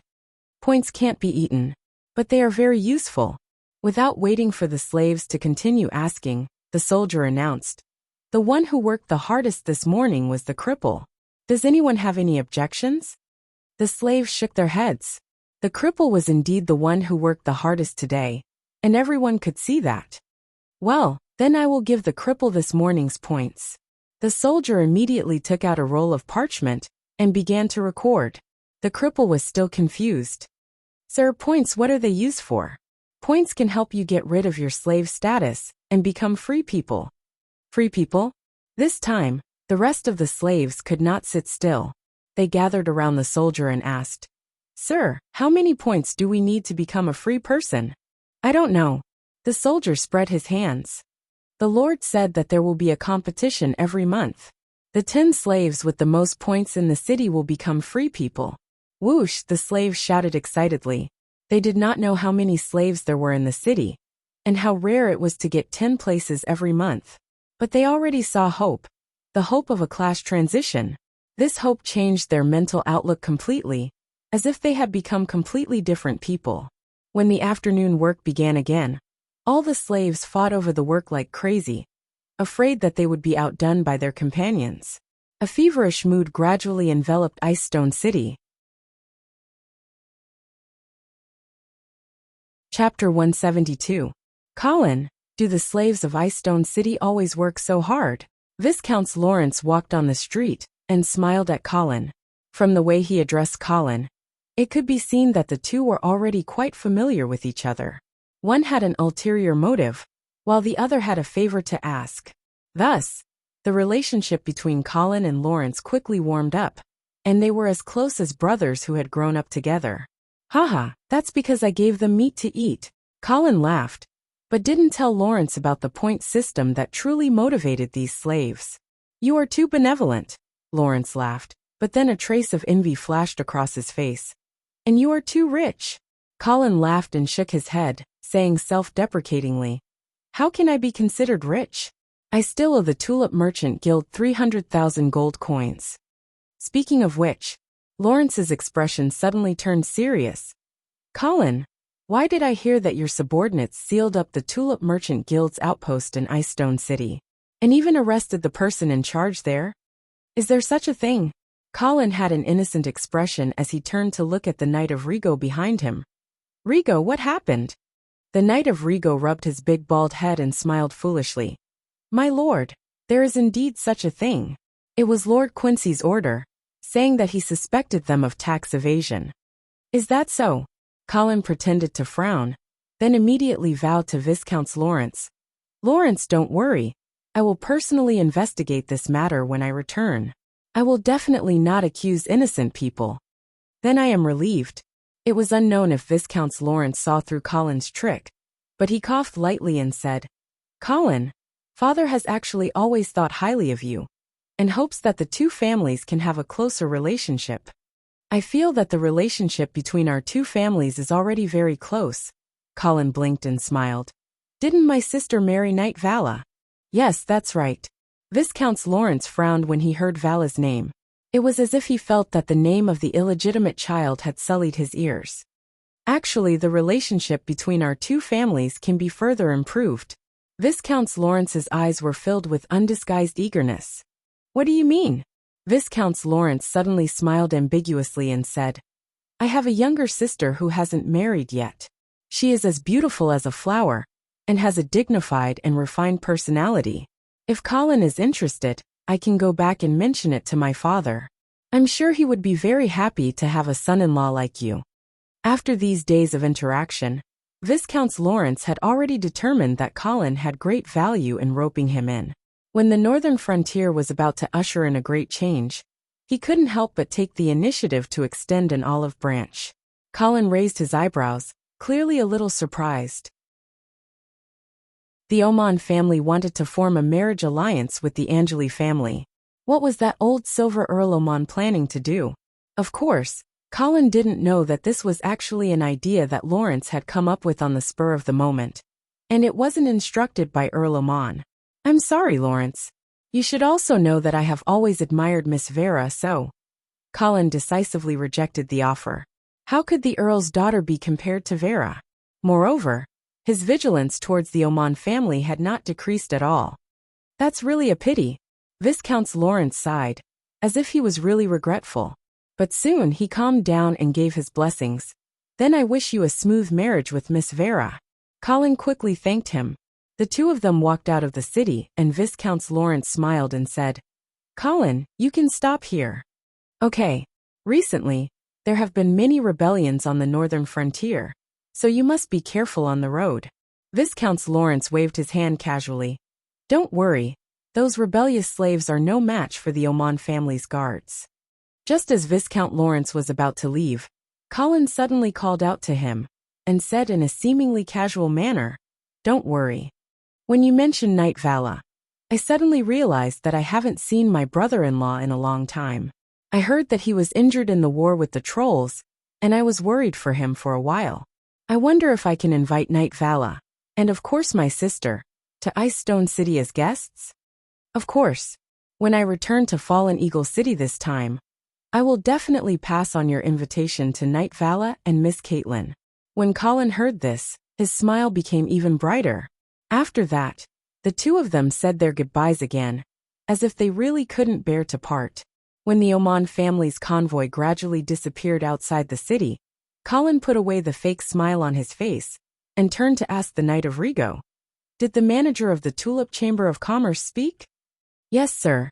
According to him, the Tulip Chamber of Commerce's actions of hoarding food and pushing up the price of food were orders from the headquarters. Moreover, the slave rebellion in Ice Stone City, and even the entire Viscount's territory, is inextricably linked to the Tulip Chamber of Commerce. Colin muttered to himself for a moment before ordering. Make the arrangements, I want to see him. Yes. Colin then turned his horse around and returned to the city. When he passed by a residential area, he suddenly stopped in his tracks. Therefore, the points for half a day this morning will still be given to Cripple. The soldier announced loudly and recorded it down with a quill. Thank you, sir. Thank you, sir. Cripple was so excited that his face was red as he repeatedly thanked him. Then, he saw Colin standing in the middle of the road. Cripple didn't recognize Colin, and of course, he didn't know how to tell a noble's rank from the style of his attire. However, he could tell from the group of guards behind Colin that this young man in front of him was an important person. Thus he very cleverly prostrated himself on the ground and respectfully called out, "Greetings, master." The leading soldier obviously recognized Colin as he hurriedly stepped forward and bowed. "Sir Viscounts." The crippled man's eyes widened as he realized that he had actually met the feudal lord.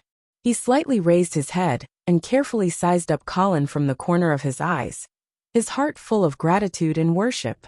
Only then did the other slaves come to their senses and kneel on the ground, saluting Colin. Colin looked at Cripple and asked curiously, "You're called Cripple?" Yes, Sir Lord." Cripple felt that his heart was about to jump out of his chest. "But I don't think you're crippled." "Sir, my father's right leg was crippled, so he was called Cripple. After he died, he gave his name to me. Names could be inherited." This sounded ridiculous, but it was actually very normal among slaves. "Oh, then you should be called Cripple II. Colin made a joke, but unfortunately, the slaves did not understand. The atmosphere was a little cold for a moment. "Yes, sir. From now on I'll be called Cripple II. Cripple gave face, and immediately kowtowed to Colin to thank him. Colin laughed and waved his hand. "Forget it. You should continue to be called Cripple. Otherwise, if the other nobles hear that a slave dares to be called Cripple II, who knows? They might just send you to the gallows." "Yes, sir." Cripple naturally did not matter. Slaves like him were named very casually, and many of them did not even have a name. Looking at this rather clever young slave, Colin suddenly smiled and said, "Limp, now I have something for you to do. Are you willing to do it?" Cripple did not hesitate to reply loudly, "Of course. It's my honor to serve you. Good, follow me." "Yes, sir." The rest of the slaves looked at Cripple, who eagerly followed the Sir Lord, their eyes full of envy. Suddenly, a slave called out to the leading soldier, "Sir, Cripple is leaving. What about his points?" The soldier scratched his head and felt that if Cripple was chosen by the Viscounts, he would not have to worry about points, so he nodded and said, "Okay, I'll redistribute his points." "Thank you, sir." The slaves immediately cheered. The Lord's favor was too unrealistic for them. The points in front of them were more realistic. Chapter 173. In the great hall on the first floor of the Red Castle, Limp carefully sat on a chair, not even daring to breathe loudly.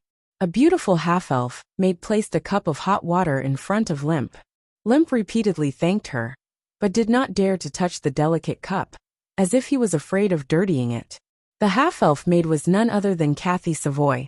When she completed the mission Colin gave her, She originally had the chance to become a baron of the half-elf kingdom, but unexpectedly, she gave the title to another member of the Savoy family and willingly became Colin's maid. Others thought that Kathy was too stupid, not knowing which to choose between a baron and a maid. But Colin felt that she was an ambitious half-elf.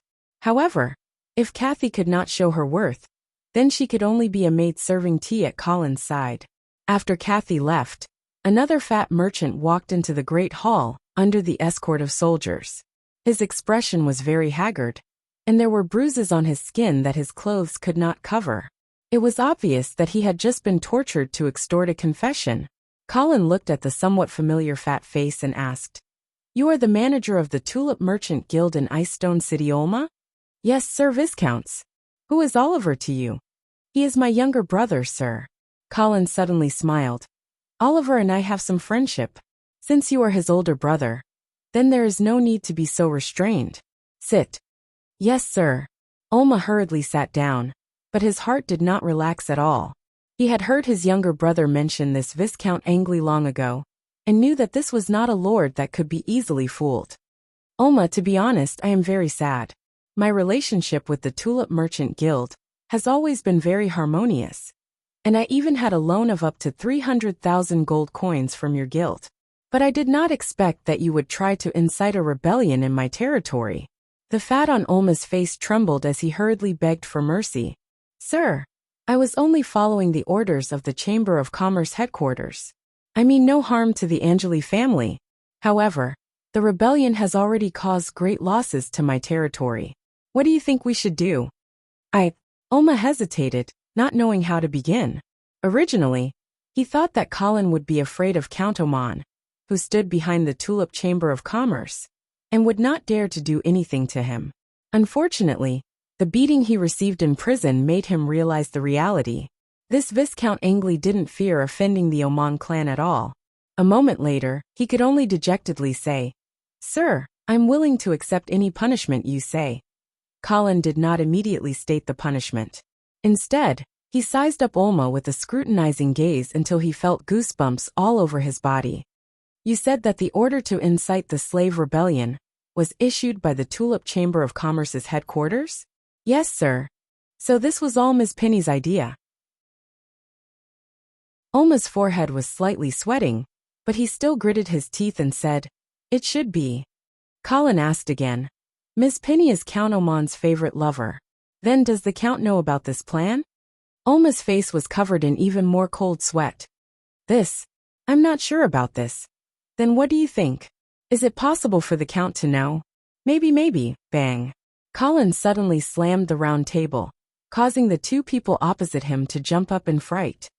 "Mr. Olma, do you know that you just questioned the integrity of a Count of the northern frontier?" Olma was sweating profusely and trembling all over.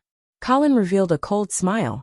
"Tell me, if the Count knew that you slandered him, slandered Miss Penny, and slandered the Tulip Chamber of Commerce, what would he do?" Olma knelt on the ground with a plop and cried, My lord, spare me." Colin suddenly laughed again, and his tone became gentle again. "Olma, I hope you can understand that it's not a matter of how I punish you, but how the Count will punish you if he knows about you. My lord, save me. Get up." Olma stood up, trembling, and then saw Colin hand over a roll of paper and a quill. At the same time he ordered, "Write a letter to your brother, Oliver." Write what?" Olma was at a loss. "Tell him that you have leaked Count Oman's secret plan to me. Tell him to be careful and not be punished by Count Oman." "My lord, this." Olma did not dare to touch the pen, because he knew very well that Count Oman might not know that he had leaked the secret plan. But if such a letter fell into the hands of the Oman family, then he and his brother would definitely die without a burial place. "What, you don't want to write?" Colin raised his eyebrows and said coldly, I'll write. Looking at Colin's cold gaze, Olma knew that even if he was unwilling, he had to leave behind this proof of his loyalty. Seeing Olma trembling as he picked up the pen, Colin frowned and said, "Don't tremble." "What? Are you purposely trying to hide your handwriting?" No. How would I dare?" Seeing Olma obediently write this letter, Colin recovered his smile, and even affectionately patted Olma's shoulder a few times. Don't worry. As long as you don't leave Ice Stone City, no one will dare to do anything to you. Yes, Lord Viscounts. At this time, Olma also regained his composure. Because he knew that he had no other choice. Colin put away the letter and pointed at Cripple, who was standing to the side in a daze. This is Cripple. Later, tell him in detail the exact locations of the slave rebellions your Chamber of Commerce arranged around Ice Stone City. Yes. Of course, Olma nodded in response. Colin then looked at Cripple and ordered, Cripple, what I need you to do is very simple. Go to the locations of these slave rebellions and tell those rebels that there is food in Ice Stone City, a large amount of food. As long as you do this well, you don't have to work hard every day to earn points, and I can make you a free citizen. Yes, Lord. Even though Cripple didn't understand why Colin was doing this, he still responded loudly. In reality, Colin just wanted to obtain more cheap labor. These slave rebels were just a mob. If they were allowed to spread throughout the territory, they would only cause more damage. It was better to lure them all to Ice Stone City, and then catch them all in one fell swoop. With a large amount of food, Colin wasn't worried that he couldn't settle these slaves down. He could make the slaves work without paying them a salary. As long as he gave them bread and meat soup that could barely fill their stomachs every day, they wouldn't cause trouble. If there were 10 free citizens every month, then the slaves would work even harder for Colin. Site exploitation, it was just that simple. Of course, in a time of famine like this, someone like Colin who was willing to give the slaves food to eat was definitely a benevolent lord. Chapter 174. Almost every year during the Winter Veil Festival, it would snow, and this year was no exception. Early in the morning, Ice Stone City was already covered in heavy snow, and gusts of bone-piercing cold wind blew through the dark sky. In such terrible weather, the merciful Lord did not let the slaves go out to work. They all huddled together in the refugee camp that had just been built, relying on each other's body heat to stay warm. Suddenly, the camp became lively again, and all kinds of surprised shouts could be heard. This was because the merciful Lord had actually let the soldiers deliver wine to the slaves. Of course, the wine was not good wine, and it was also mixed with a large amount of water, but to most of the slaves who had never tasted wine in their entire lives, it was like nectar from heaven. The spicy wine dispelled the cold, and countless slaves prostrated themselves on the ground, loudly praising the Lord's benevolence.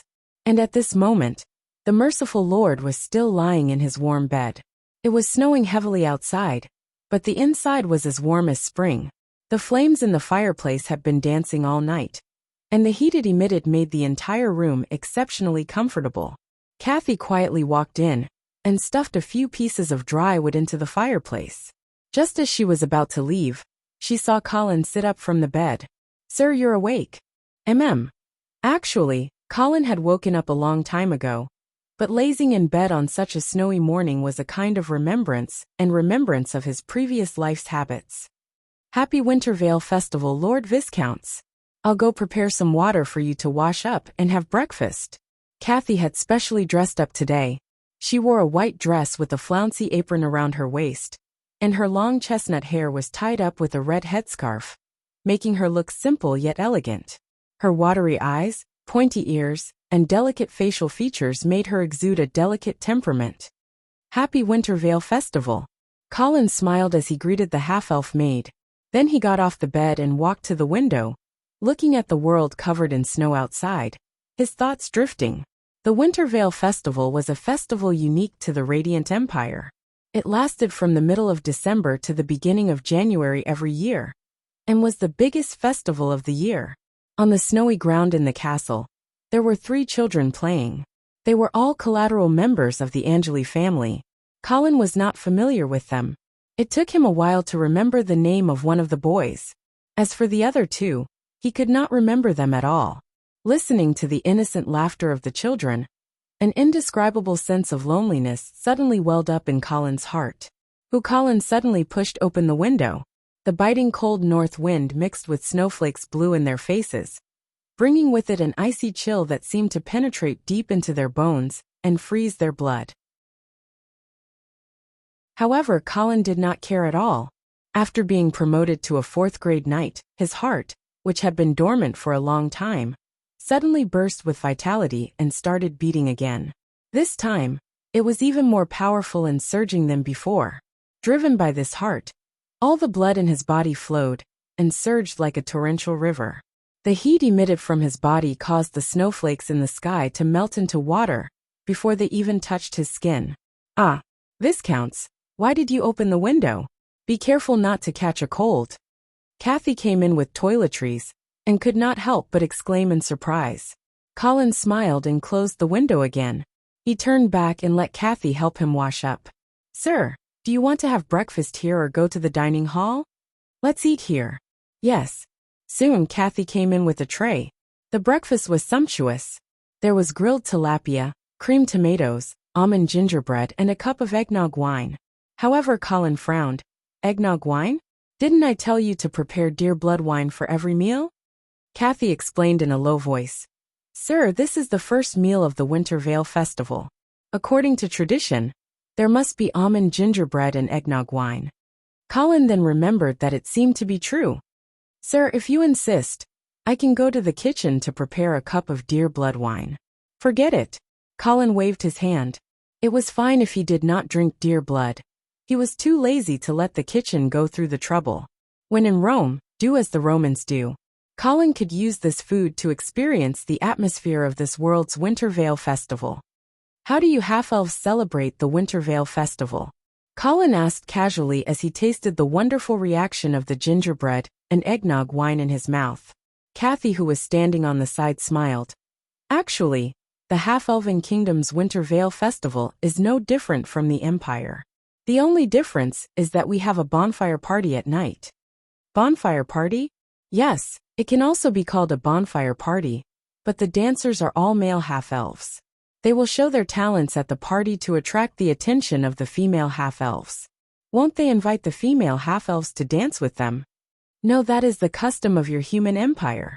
The half-elves usually dance alone. At the end of the party, there will be a judge made up of respected elders to choose the male half-elves with the most beautiful dance. At this point, Kathy seemed to have recalled something, and her little face instantly turned red, making her look exceptionally adorable. Colin was speechless. The male with the most beautiful dance. This description gave Colin goosebumps all over his body. But as a gentleman, Colin suppressed the discomfort in his heart and smiled. Then what reward will the winner receive? He will receive the title of Moonlight Dancer. Kathy's eyes were full of envy and reverence, as if she yearned for this title. Colin nodded, suddenly becoming interested in the Moonlight Dancer. He wanted to see how beautiful their dance was. This custom of yours should have been passed down from the elves, right? Yes, Kathy nodded. Moreover, before the elves disappeared from the Radiant Moon Forest, there would be elven representatives participating in the Moonlight Dancer Selection Ball in Silvermoon City. Oh, then, when did the elves completely cut off contact with you? Kathy muttered to herself for a moment before replying. I've seen the records of the Savoy family. Around 800 years ago, the elves completely disappeared from the depths of the Radiant Forest and never contacted us again. Colin had already finished the food in front of him. He picked up a napkin to wipe his mouth and asked curiously, Have you half-elves never tried to enter the Radiant Moon Forest to look for traces of the elves? Of course we have. In the first few years after the elves disappeared, many half-elven nobles in Silvermoon City, who had close ties with the elves, panicked. They sent many rangers and soldiers to the Radiant Moon Forest in an attempt to find traces of the elves. But none of the half-elves who entered the Radiant Moon Forest ever came out. Never came out. Colin frowned. He suddenly felt that the disappearance of the elves wasn't that simple. That mysterious and dangerous Radiant Moon Forest should be hiding some unknown things. Chapter 175. It was late at night, and everything was quiet. Only the crackling sound of the firewood burning in the fireplace could be heard. Little White's body was curled up in front of the fireplace, and the fur on the side of its body was slightly yellow from being too close to the fireplace. Colin stretched and stood up from the mountain of government documents. I've seen the tax documents for the past few months. You've done a good job. The measures of reducing taxes to attract business are quite effective, and you can continue to implement them," Colin said to the tax official Quincy as he walked to the fireplace. He picked up the little cat that was greedy for the temperature of the flames and almost caught fire. He hugged it in his arms and then laid it down on the rattan chair in front of the fireplace. Meow. Little White made a sound of dissatisfaction, as if angry at the stupid human for disturbing its rest. But soon, it calmed down under Colin's caress and lay on Colin's chest and closed its eyes again. "Yes, Lord Viscounts. Your approval is my greatest honor." Quincy bowed to Colin and let out a sigh of relief. He obviously didn't expect Colin to be so patient and have the ability to understand the complicated tax documents. He was quite nervous before. Most of the nobles in this world didn't have the mind to manage the mundane affairs of the territory. They basically threw it to the stewards and tax officials to manage. They themselves were either immersed in pleasure, hung around with the noble women, or just wanted to show off their martial prowess. It was rare to see a lord like Colin who was willing to spend time on these boring government affairs. Quincy couldn't help but be 120% alert, reminding himself that he couldn't be careless in his work in the future. "All right, it's getting late. Quincy, you should go back and rest." "Yes, Lord Viscounts." After Quincy left, only Colin and Steward Eamon were left in the study. Colin stroked Little White's soft fur and said, "Today is the last day of the Wintervale Festival, and the snow has stopped. From tomorrow onwards, let the slaves continue working." "Yes, Master. You let them rest for the entire Wintervale Festival, which is already very benevolent." Colin's mouth twitched. He was still not used to the way the nobles of this world exploited their slaves. "What are the next main tasks?" Eamon flipped open the sheepskin scroll in his hands, and after checking it for a bit he reported, "Master, the work in Icestone City has basically been completed. The next work is mainly to repair the Red Castle and the Water Conservancy project." Eamon paused and raised his head to look at Colin. Seeing that he had no objections, he continued, "This time with a large amount of surplus labor, I plan to renovate the Red Keep. The warehouse, stables, training ground, and cellar also need to be expanded. This is the design plan that I asked someone to draft. Please take a look." Colin took the design and looked at it while asking, "How much is the budget for the renovation of the Red Castle?" "About 30,000 gold coins, Master." Colin pondered for a moment and felt that the cost was still acceptable. The Angeli family's current financial situation was no longer as poor as it was half a year ago. Moreover, they had the support of the rich half-elves behind them, so Colin could also splurge a bit. Moreover, this time during the slave rebellion, Colin had gathered a large number of slaves. If he didn't make good use of this nearly free labor, then it would be too much of a pity. "All right, then we'll do it according to your plan." "Yes, Master." Eamon nodded and then said, "As for the second project, the Water Conservancy project, my plan is to split it into two phases, the near and far. The near phase will be completed within 3 to 4 months. The main task is to divert water and irrigate it to serve the upcoming spring plowing. For the long term, it can be slowed down to 3 to 5 years.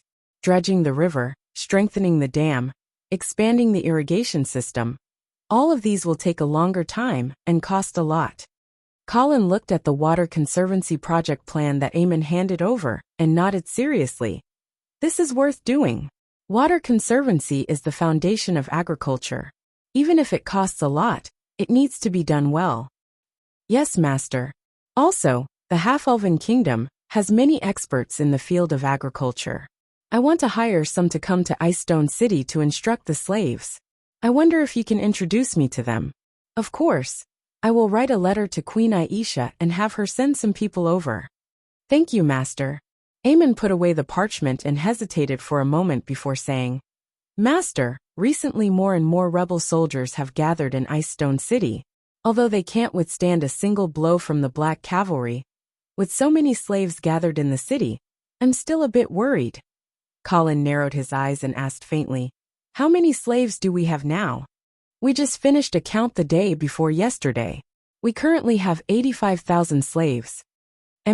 That's quite a lot. However, it's not a big problem. Colin waved his hand carelessly. As long as we give the slaves food to eat, and let them see the hope of becoming free citizens, they won't rebel. Eamon still said worriedly, Master, there are many slaves and their backgrounds are complicated. We can't investigate them one by one. I'm worried that there will be people with bad intentions who will intentionally incite the slaves to rebel. Only then did Colin open his eyes, a serious expression on his face.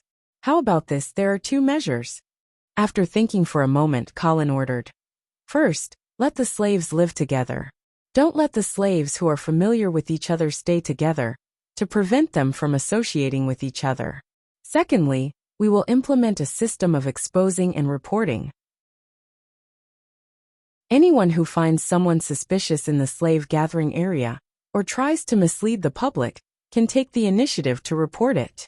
If the exposure is successful, the informant will receive a reward of 10 silver coins. Yes, Master. Colin picked up the coffee beside him, and took a sip before asking. Is there still no movement from Marquis Dawson and Count Oman? No. Eamon shook his head. Master, I'm guessing that they're waiting for winter to pass. After all, it's not a good time for war. Colin nodded, agreeing with Eamon's judgment.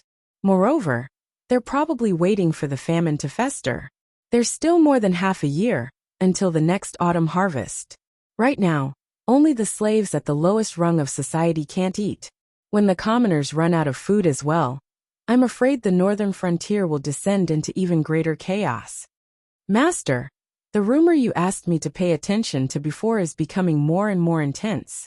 Even many citizens of Icestone City are beginning to believe that the reason the trolls were able to successfully invade the northern frontier was because of the Duke of St. Hilda's failed plan to lure the enemy.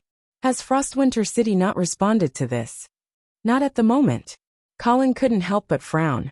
He didn't understand why the Duke of St. Hilda didn't come out to refute the rumor, and instead allowed this rumor, which severely damaged his reputation, to spread freely in the northern frontier. Could it be that the Duke was seriously injured in the duel with the sacred samurai? Eamon saw that Colin's expression wasn't right and asked, Master, should we take action to stop this rumor from spreading in Icestone City? No need. Colin smiled and shook his head. Right now, our most important task is to strengthen ourselves. We don't need to care about other things. Just watch the show calmly. Yes, Master. Eamon nodded in response. Then the old butler looked at the clock on the wall and reminded, Master, today is the last day of the Winter Veil Festival. It's almost midnight. We still need you to preside over the Angeli family's vigil ceremony. Colin finally remembered this matter and sighed helplessly. He stood up as if he was dealing with a chore and walked out. Dang, dang, dang. When the clock struck 12, Colin, who was presiding over the vigil, finally stopped praying. He raised his head and looked at the pitch-black night sky outside the window. The stars were lonely, and the crescent moon was hazy. Thus, a brand new year had quietly arrived. Chapter 176. Knock, knock, knock. Steward Eamon knocked on the large oak door in front of him and reported, Master, Count Morrison requests an audience. Let him in. Colin's voice came from inside the door. Yes. Eamon pushed open the door and bowed to Count Morrison, indicating, Lord Count, please. Count Morrison smiled faintly at Eamon, then walked into the study with his head held high. Welcome to the Red Castle, Your Excellency Count Morrison. Colin walked up with a smile, and warmly shook hands with Count Morrison. Sir Viscount Angley, thank you for your hospitality. I hope my arrival hasn't caused you too much trouble. This Count Morrison didn't look to be even 20 years old, even younger than Colin. Even though he tried his best to pretend to be mature and experienced, even growing a beard, his movements still revealed his obvious immaturity. Of course there's no trouble. It's my honor to have you grace Icestone with your presence. Also, I've always admired the valiant old Count. The old Count Colin spoke of was the previous Count Morrison, who was also the grandfather of the young man in front of him. This old Count had been stabbed to death by Knight Consudo in a meeting of the lords half a year ago. At the time, Colin had also been present and had personally witnessed the scene of this unyielding old count loudly berating the lords who were preparing to revolt. After the old count's death, the Morrison family had no choice but to let such a young man inherit the count's position. The Morrison family didn't have many descendants. The old count only had one son, but this son had been seriously injured in a war many years ago and was almost completely paralyzed. A person like this who couldn't even take care of himself definitely couldn't inherit the Morrison family's title.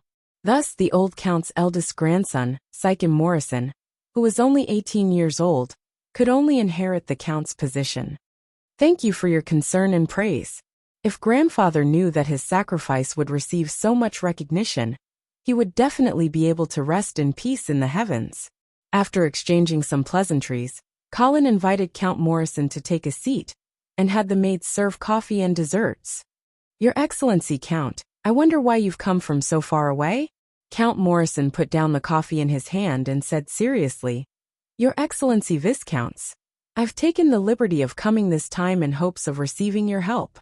Oh, please speak. If it's within my power, I definitely won't be stingy, Colin said with a smile, already guessing Count Morrison's intentions in coming. Actually, after the winter veil, quite a few of the northern frontier nobles had come looking, wanting to buy a batch of food from Colin to deal with emergencies. This time around, Count Morrison was the one with the highest rank among the nobles. His next words confirmed Colin's suspicions. I heard that Your Excellency has purchased a large amount of food from Silvery Moon City. I wonder if you can sell some to the Morrison family. Of course, Count Morrison was pleasantly surprised by Colin's forthrightness, and he immediately shouted excitedly, Really? Thank you so much. Your Excellency Viscounts, the Morrison family will forever remember the kindness of the Angeli family. However, Your Excellency, I'm sure you're aware of the current price of food in the northern frontier. I'm afraid this batch of food won't be cheap. Count Morrison paused for a moment, but he still nodded.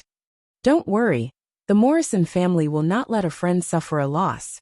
We will buy this batch of food from you according to the market price. Hearing that, Colin couldn't help but reveal a satisfied smile. How could he suffer a loss? Given Colin's status in Silvery Moon, the local half-elven merchants naturally wouldn't dare to raise the price of the food. They sold it to Colin at the normal price. When this batch of food was shipped to the northern frontier, the price soared by more than 10 times. Colin could be said to have profited greatly. A few of the nobles who had come to buy the food had tried to lower the price after understanding the situation. But this young Count Morrison actually stupidly agreed, without even discussing the price. It seemed that he was yet another honest person. Colin looked at Count Morrison and smiled even more brilliantly. Your Excellency, there's one more thing I need to tell you in advance. Please speak. I'm sure you're aware that too many people have come to Icestone to buy food. My food is all shipped from Silvery Moon, so I'm afraid I won't be able to keep up. That's why I'm afraid you won't be able to deliver all the food in one go. Count Morrison furrowed his brow slightly and asked, Then when will we receive all the food? That depends on the speed of delivery from Silvery Moon. However, I can promise you that the Morrison family will definitely get priority in the supply. All right, thank you so much, said Morrison with a smile. Unfortunately, the young count didn't realize that Colin hadn't actually given him any promises. What could a priority in the supply guarantee? Colin wasn't bullying Count Morrison on purpose. He had given this condition to all the nobles who came to buy food that they had to pay in installments. Using this condition, Colin could control the food supply of these families to a certain extent and influence their stance in the upcoming chaos of the northern frontier. Of course, the food would be delivered in installments, but the money had to be paid in one go. The Angeli family didn't accept credit. Right now, food was in short supply in the northern frontier. No matter how harsh Colin's conditions were, the nobles could only hold their noses and accept. Count Morrison didn't seem to realize Colin's hidden scheme at all, as he thanked him profusely and left. Looking at his joyous appearance, a trace of guilt flashed through Colin's heart, but it only lasted for less than a second before disappearing. Not long after, Eamon knocked on the door again. Master, another guest has come to Ice Stone. Which family's messenger is it this time? Eamon shook his head. Master, the guest this time comes from the north. The north? Colin was stunned. Ice Stone was already the northernmost part of the northern frontier. Further north, that would be Sky Ice Plains. Troll's messenger? No, it's the messenger of the Golden Lion Legion stationed at Sky Ice Plains. Colin's brow furrowed even tighter. Golden Lion Legion? Are you sure he wants to see me? In Colin's opinion, the messenger of the Golden Lion Legion should have gone to Frostwinter no matter what. Why was he looking for him? Eamon lowered his voice and explained. Master, the one who wants to see you is the follower of the Golden Lion Legion's messenger. His name is Charles St. Hilda. Charles? Colin immediately stood up from his seat in shock. He remembered that this was the eldest son of the Duke of St. Hilda, the former Marquis of the Northern Frontier. However, his father had sent him to the front lines and asked him to. As long as we don't break through the troll capital, we're not allowed to return to the northern frontier. He didn't expect him to sneak back at this time. No wonder he didn't dare to go to Frostwinter, and ran to Ice Stone instead. Colin paced around the study a few times with his brow furrowed. After a while he asked, No one recognized him, right? No, Master. Sir Charles disguised himself, and appeared in Ice Stone as the messenger's follower. All right, bring him to see me. Chapter 177.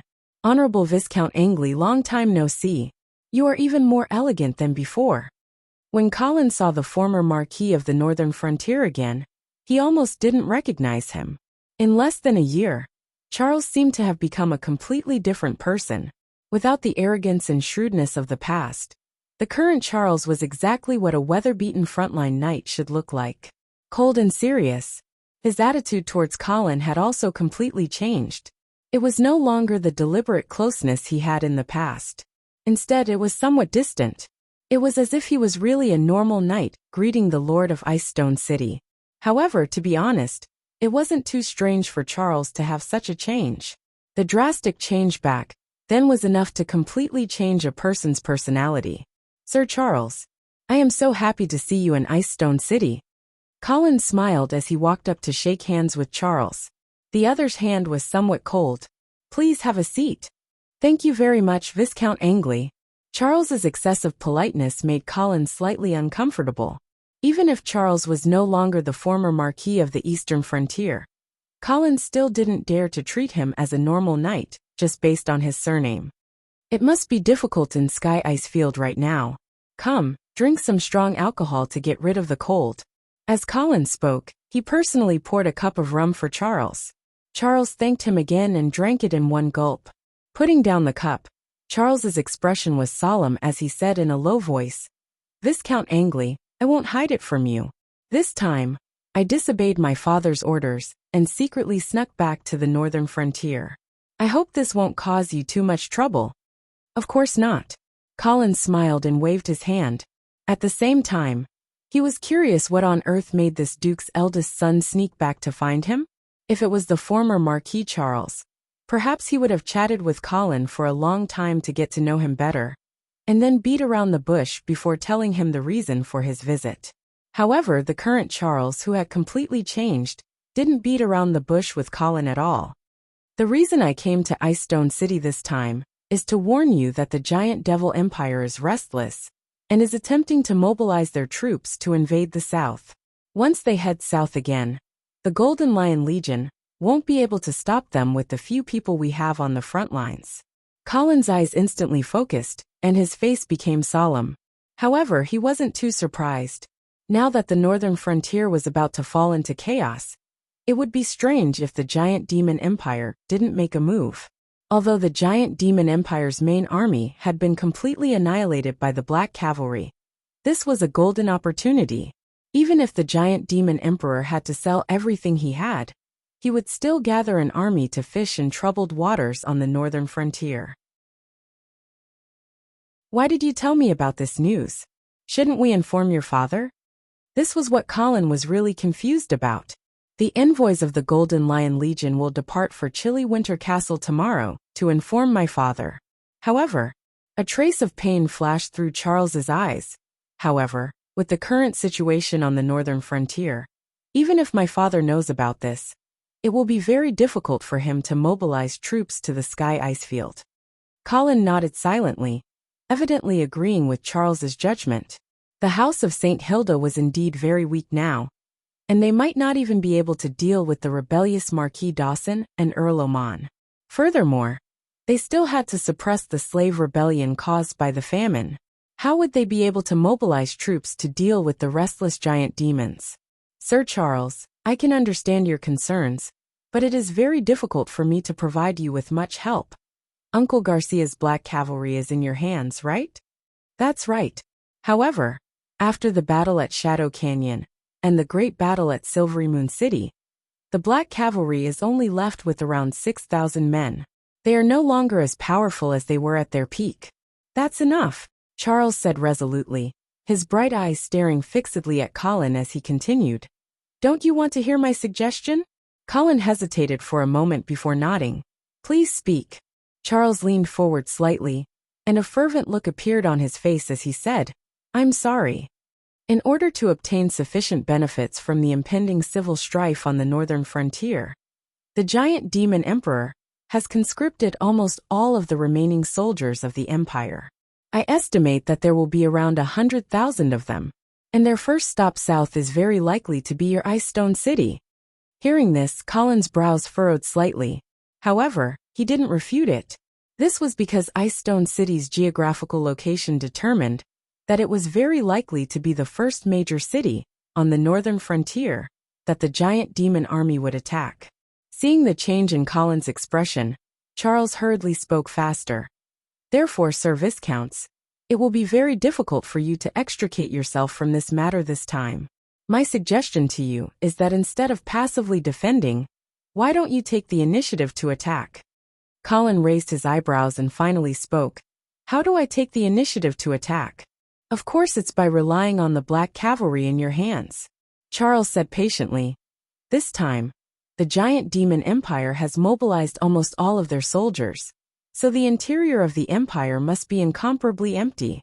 Therefore, as long as you mobilize the black cavalry, with the cavalry's superior mobility, you can definitely sweep through the heart of the giant demon empire before the giant demon army reaches the northern frontier.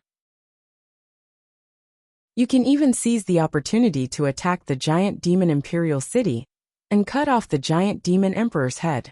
At that time, you can lead your army back in triumph and return to Ice Stone City before the giant demons reach the northern frontier. At that time, you just need to hang the giant demon emperor's head on the city walls, and the giant demon army will naturally disperse without attacking. After listening to Charles's suggestion, Colin fell into a long silence. Attacking from 1,000 miles away and directly attacking the root of the problem, this was a seemingly brilliant plan, but it also concealed an enormous risk. Moreover, Colin also realized that Charles's true intention behind this move was probably to borrow the power of the black cavalry to attack the giant demon imperial city. This way, he could wash away his humiliation and openly return to the northern frontier. Charles spoke again when he saw that Colin was silent. His tone was once again affectionate as he said, Colin, think about it carefully. How great of an honor is it to break into the Troll King's city? Even Marquis Garcia, who led the black cavalry at their peak, was unable to achieve such a result. Such a heaven-sent opportunity, such a monstrous achievement, is already at your fingertips. Think about it. As long as you can attack the giant demon imperial city, you will definitely become the hero of the northern frontier. No, even the entire Radiant Empire. It's more than enough to bestow you the title of Earl, and even the title of Marquis is not impossible. Looking at the fervent eyes of Charles, Colin also showed that he was moved, but he still cautiously said, Charles, this plan of yours is of great importance. I still need to think about it carefully. Of course. Then I'll wait for your good news. Charles was slightly disappointed, but he still forced a smile and said, However, I estimate that the giant demons will send out their troops in the next 1 or 2 months. You'd better make a decision as soon as possible. Okay. After sending Charles off, Colin paced back and forth in the room with a grave expression. To be honest, he was not that enthusiastic about Charles's plan. If it succeeded, the glory would be shared equally between the two of them. But if it failed, Colin would have to bear the bitter consequences alone. Only a fool would do such a loss-making business. Moreover, Colin had some doubts whether this plan was thought up by the Duke of St. Hilda, whose purpose was to drive Colin to help him remove the threat of the giant demons. If that was the case, then Colin was not willing to easily become a knife in the hands of the other party. You're tuning in to the Li Mei's Wuxia Whispers YouTube channel. We're so grateful for your support, and don't forget to subscribe to join us on this incredible journey through captivating stories. Your generosity through donations truly makes a world of difference, as it's the primary source of revenue that allows me to expand and enhance this channel for you. Thank you from the bottom of my heart for being a part of this adventure.